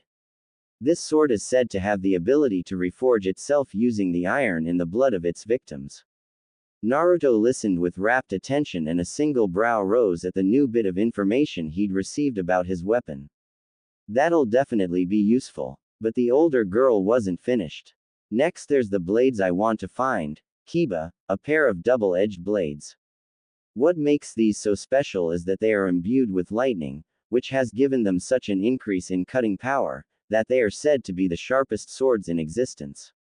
Then you have Nuibari, the sewing needle, a very thin longsword with the appearance of a needle that has a length of wire tied at the hilt, which gives the user the ability to take down numerous opponents at once by sewing them together. Those two swords sounded dangerous to the young blonde. However, Kiba's lightning-laced blades intrigued him. After those two, Tenten continued. You have Kabutowari. This one's a little strange in my opinion, as it's made up of a single-sided axe and a hammer joined together by a thick length of chain. This one has a reputation for being able to break through any form of defense because of how dense and powerful its blows are. Following Kabutowari is Shibuki, the blast sword. Shibuki gets its name from the fact that the blade itself is wrapped in a scroll that contains numerous explosive seals, so that when the sword is swung, even if you block the initial strike, one or more Cs will set off and you'll be caught in the explosion. Explosions, huh? Sounds dangerous. The Kabuto-eri wasn't of much interest to the young blonde, although he did respect and was wary of its reputation. If he ever ran into it, he'd need to be careful. Letting his mind return to Tenten's explanation, Naruto caught her as she began speaking about the last two swords. Okay, almost done. This next one is called Haramakere, a wide flat blade with double edges and two handles, earning it the nickname, Twin Sword. Haramakere has the ability to store its wielder's chakra, and then be expelled upon command and given shape in the form of any type of weapon. And Samahata? Naruto questioned. You left it for last, so I guess that makes it the most dangerous. Tenten nodded, her eyes turning to look at Naruto for a moment. Yes, it is. Samahata is a large blade that takes on the appearance of shark scales. Because of its shape, this sword doesn't slice or cut, it shaves, leaving any attempt at stitching very unlikely due to the way the damage is inflicted. And even if someone were to survive an encounter with the blade and get away, the wounds would more than likely kill them later, as they wouldn't heal in time. If just its bite is so terrifying, I can't believe what its power is, the Uzumaki balked in wonder. Samahata has the ability to eat an opponent's chakra, it makes the sword stronger. Its wielder never has to worry about being hit by ninjutsu because, with a single swing, or even just thrusting the blade into the attack, will allow Samahata to absorb the technique. Naruto's eyebrows rose up to the edge of his headband. That was a scary bit of news. How does it do that? It's said that the sword has a chakra network of its own, but I'm not really sure, Tenten answered skeptically. Heck, it was hard enough getting that information on it. It took my dad years. From there the two shinobi got quiet again. Tenten finished with her explanation and Naruto in deep thought about the information he'd just been given. Thinking back on what he now had to do for the kunoichi beside him, Naruto turned his eyes on her. So out of all 7 swords, why decide on using Kiba? Tenten looked over at the blonde walking beside her, her chocolate brown eyes widening a fraction in surprise. Nobody has ever asked me about that before. Looking down she answered, it's because Amayuri isn't just another ninja, she's a kunoichi. A woman. The 7 swordsmen is almost always made up of nothing but male shinobi, and the military forces of the world are the same way, so there aren't very many famous kunoichi out there. But Amayuri managed to become one of them, and not only that, but she's a part of the strongest generation Kiri has ever produced. I just want to make the world see that not just men can be strong. She, and the legendary Tsunade Senju, are some of my idols. That's why I chose Kiba. Naruto had stopped along with the brunette girl as she wound her tale of Amayuri and being a kunoichi. The blonde Uzumaki looked at her with understanding, as he too wanted to stand out and make a name for himself, both wishing to honor those that had come before them. Tenten turned her eyes up, locking gazes with the boy beside her. What about you? Why did you decide to take up Kubikiribocho? From what I've seen, even if it was just a little bit, you don't seem the type who's just doing it for himself. You're right, he replied. I'm not. Zabuza didn't hand the sword down to me, and when I learned the tradition of how they're passed I almost didn't take it, but then I thought of something. What if I don't, and someone else comes along and pulls the sword from its place by Zabuza's grave? But so what? Why should that matter to you? By this time Naruto truly took a look around and noticed where they had wandered off to. It was the training ground where he'd become a genin. Must have walked farther than I thought. Turning back to the bun-haired kunoichi, he answered. Because I came to respect Zabuza. He himself was a man of honor and respect, even if he did have a cold heart. And still, in the end, he showed that behind all the stern and steel that he cared about his partner, he even gave his life to avenge them. When I learned from Kakashi-sensei about the passing of the swords I realized that, if I didn't take it, someone else would, but they wouldn't use it to honor Zabuza's memory, only to brag and boost their own ego. Throughout the bandaged boy's speech, Tenten listened, enraptured, as his voice filled with passion and respect. This wasn't just some wannabe swordsman who swung their blade around. No, Naruto Uzumaki was a person who cared about and understood his weapon, someone who went out of their way to make sure that the tool became more than just another piece of tempered metal. So, she played on, you took up his sword to honor Zabuza Momochi. That's right, Naruto affirmed with a strong nod. That's good to hear, but, wouldn't you make him prouder by surpassing him? This confused Naruto. Huh, what do you mean? Well, you don't really just wanna be a carbon copy of Zabuza, do you? If you really wish to honor his memory, shouldn't you work to surpass him, and add to the name Demon of the Mist? The older girl explained. Then she took a look at the position of the sun, saw it was past noon, and said, you think on that for a bit, I've gotta go, I promised to look after the shop after the test. Naruto waved silently at the retreating Kunoichi as he stood alone in the training field. Or at least, he thought he was alone. So that's what this has all been about. XXX. While Naruto was busy talking with Tenten, Kakashi had made his way over to the academy's administration building, where the Hokage conducted his business. Once he entered the room, the silver-haired Junin knew right away that this was a serious meeting. Every Junin in the village is here. And indeed they were, all 65 of them. They all stood in a semi-circle around the Hokage, who sat behind a desk with Ibiki Morino at his side. Which means whatever is going on has to do with something Ibiki found. Kakashi was pulled from his observations by the Sandaime, who noticed that the masked man had entered the room. Ah, Kakashi, you've arrived. Good, then this meeting can get started. But Dad, you haven't even told us what the meeting is about. Asuma spoke up from his place in the crowd. At this, Ibiki stepped forward and addressed his fellow Junin. That is because Hokage-sama has given me the order to explain what I've found to the rest of you. And what did you find that constitutes a meeting of every Junin in the village? Kakashi asked. The possibility of a mole.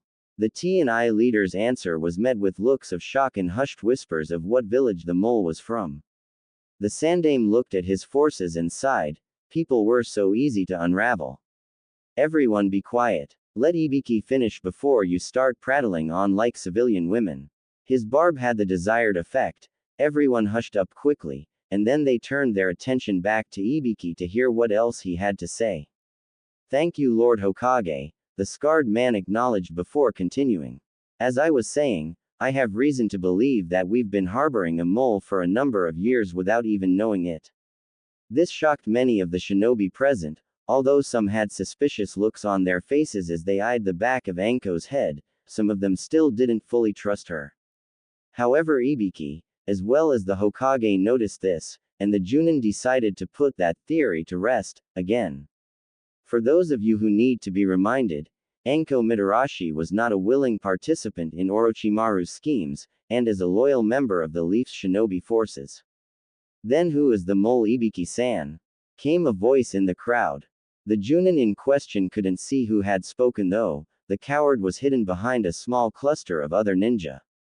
He's someone who has lived among us since he was a small boy. After we rescued him from the destruction of his village, he even became the adopted son of one of our most respected medical ninja ever produced. I believe the mole is Kabuto Yakushi. The elderly Hokage saw the confusion among his ranks and decided to elaborate for Ibiki. So, standing from his seat, Hiruzen lifted up Naruto's test paper and explained. As he was picking up the written test that helped make up the first portion of the Chunin exams, Ibiki found this note written on the back of one of the candidates' papers. It explains how young Kabuto revealed having an unusually high level of knowledge in regards to foreign ninja and their skills, down to the number and level of missions they'd taken, and the outcomes as well. But Hokage-sama, what does that have to do with anything? Isn't it good that we have a shinobi with such knowledge? Questioned Ebisu, who stood in the back by Kakashi. Normally yes, the Hokage agreed. But that's not all. He also had such knowledge about members of our own village ranks. I had Ibiki check the boy's home and he found the info cards. This is something I assure you is not common in any village for a genin, no matter how long he's been a shinobi. This got the Junin's attention. The Hokage was right. No ninja had such detailed information on their fellow shinobi. Only the village cage would have any extensive knowledge on the village's ranks, and Junin only knew basic information from the academy files. This was revealing itself to be a potential threat indeed. So then are we going to confront Kabuto Yakushi, Lord Hokage? Kurenai asked from her place beside Anko. Hiruzen shook his head. No, that would get us nowhere. I have reason to believe that this boy is far more dangerous than his rank displays, and unfortunately, physical torture will do no good on a medical specialist of his grade. What about a mind walk? Inoichi Yamanaka, head of the Yamanaka clan and Ino's father, suggested. He was a high-ranking member of the T&I department thanks to his family's special brand of ninjutsu. I had originally thought the same thing before Ibiki explained to me that, with how long this boy may have been working under someone else, there is more than a possibility that he's been conditioned or given some sort of seal that will prevent us from extracting information from his mind. Asuma understood where his father was going with this, and stepped forward to voice his belief. So what you're getting at, is to leave the kid alone, but keep an eye on him to see if we can catch him in the act with whoever it is he's working for. That's right, because right now we have no real idea, and with the Chunin exams going on, a full investigation may lead to trouble as the other nations may feel betrayed, especially if it's revealed Kabuto does not work for any of them. The Hokage finished. The old man looked on at his Junin as some went back to muttering their thoughts to each other. His eyes landed on Kakashi, and the two men shared an understanding nod. If this threat turned out to be real, then Naruto was going to need to be re-evaluated. That boy, I always knew there was more to him than just being a knucklehead. XXX. Naruto turned his eyes in the direction of the familiar voice, and was a little surprised to find Sasuke standing a few feet away. The raven-haired youth was leaning against a tree, his onyx-black eyes staring intently at Naruto's form. That's what's been all about, Sasuke. What are you talking about? Sasuke pushed off the trunk of the tree. Everything. The sword, the sudden seriousness in your training, and why you called yourself the demon of the mist earlier. You're doing it all for that rogue loser we beat back in Wave. Since you apparently heard everything, there's no reason for me to repeat myself. Naruto replied, crossing his arms. But now I have a question for you. Why are you following me? What do you want? Sasuke chuckled. That's two questions, Dobi, and I followed you because I was curious. If I didn't know any better, I'd think you mean about me, but I do know better, so what were you really trying to learn, Tem? The Uchiha Avenger shifted his hands into his pockets. I was wondering why our sensei, an elite shinobi of such high standard, was wasting his time with you and hasn't spent more than 5 minutes with me. Naruto let out a snort. Che, what, are you gonna pout, Sasuke? Kakashi-sensei spends the time with me because I take the initiative to get his attention. I want to learn, and my reasons are more respectable than a schoolyard crush or some pipe dream ambition. The blonde could see he'd struck a nerve from the way Sasuke's entire body tensed. Like a spring being compressed. But he wasn't going to take it back. Sasuke was acting foolish, and he needed to see that. Sasuke glared hatefully at his teammate, his eyes burning with rage.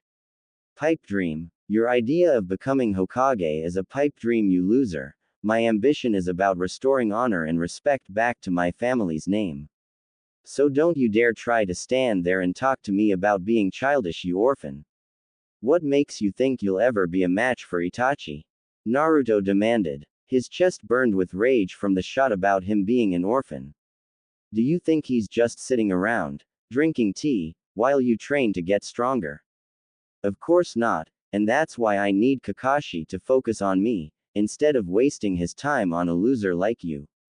Sasuke threw back. The young genius began to stalk over to his blonde teammate, his rage boiling over. I won't ever be able to close the gap between us if all I do is sit on the sidelines and watch our Junin instructor teach someone else.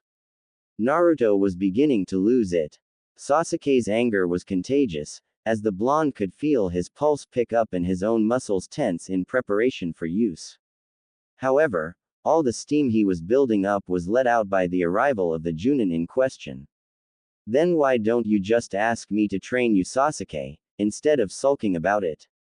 Kakashi had found them just as Sasuke began his little rant.